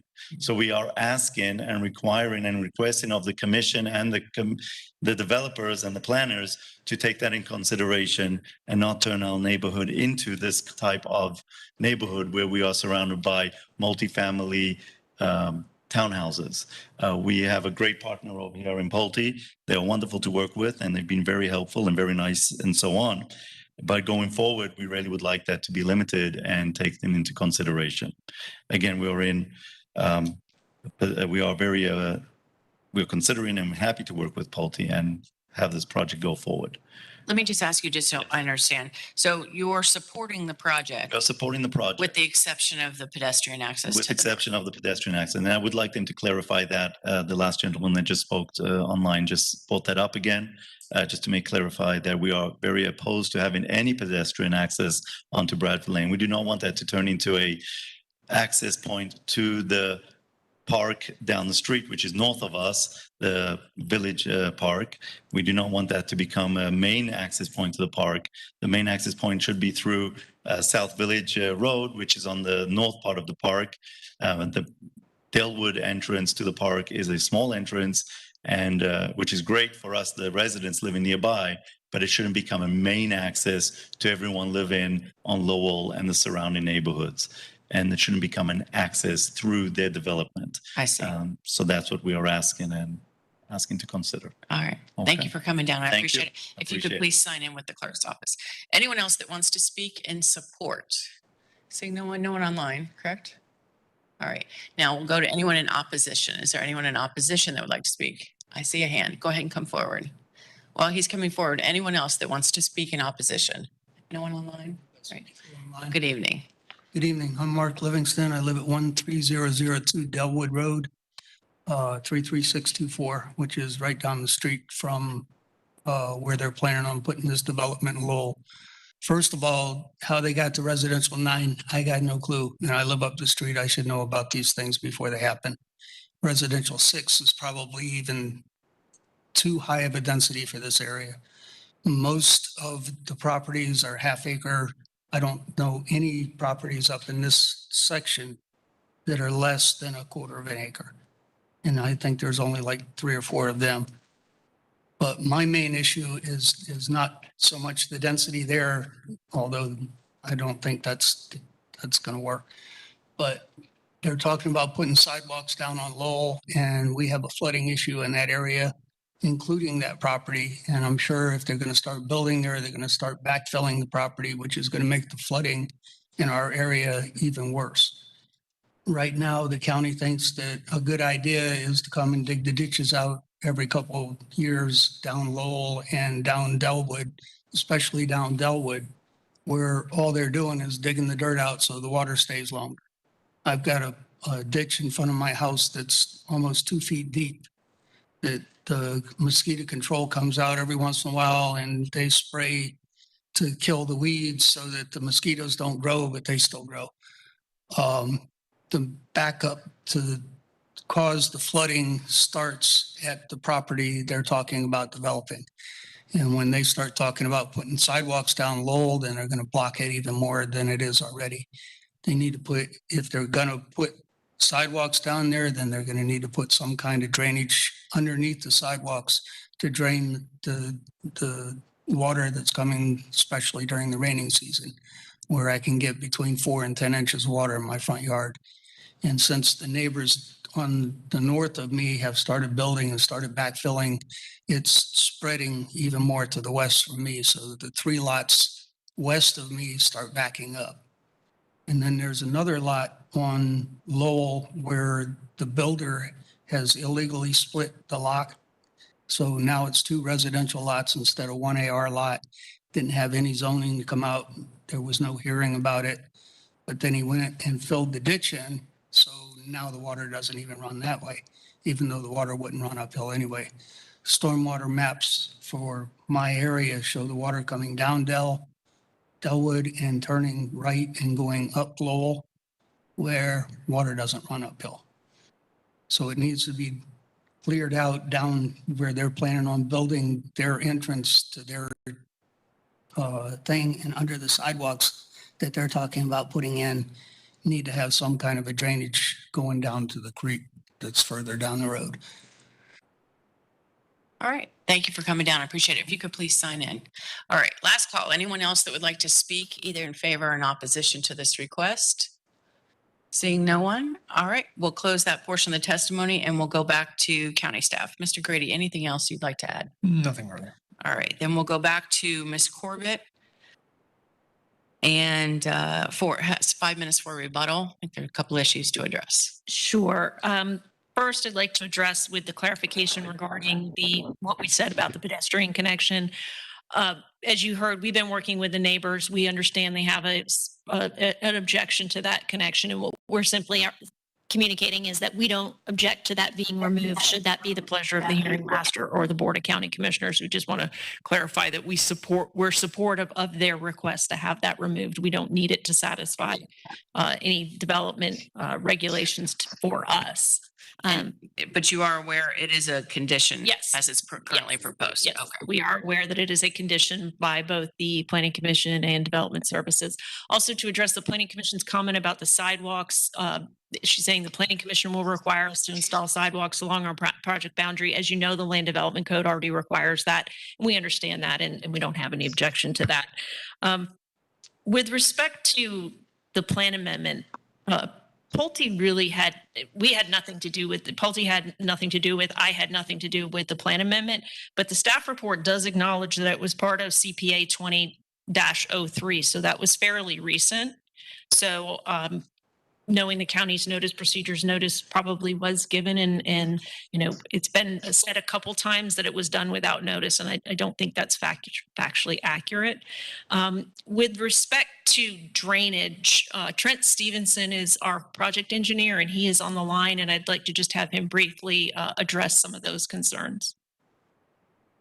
Good evening. Yeah, we have evaluated the site. We understand that. Excuse me, Mr. Stevenson, can you give us your name and address before you begin? Oh, sorry. And has he been sworn? Mr. Stevenson, also, have you been sworn in? I have been sworn. Trent Stevenson, Level Up Consulting, 505 East Jackson, Tampa, Florida, 33602. We have looked at the drainage, and we understand from neighborhood meetings that citizens had expressed concern. As part of the development, we have to adhere to SWIFT-MUD as well as county development requirements, and we are not allowed to create adverse impacts to our neighbors upstream or downstream. So as we go through the process of designing, we put that in the forefront in our design, and we'll certainly look to alleviate any drainage issues that currently occur, but we certainly won't make them any worse. Okay. All right. Thank you. And then we have no objection to a clarification condition regarding that piece of property that's not part of this modification. That to acknowledge that it's a single family home. Single family home. All right. Thank you so much. Does that conclude your? It does, unless you have any questions. I don't. That answers all of my questions. Thank you so much. So with that, we'll close major modification 21-1234 and adjourn the hearing. Thank you all for your time. See.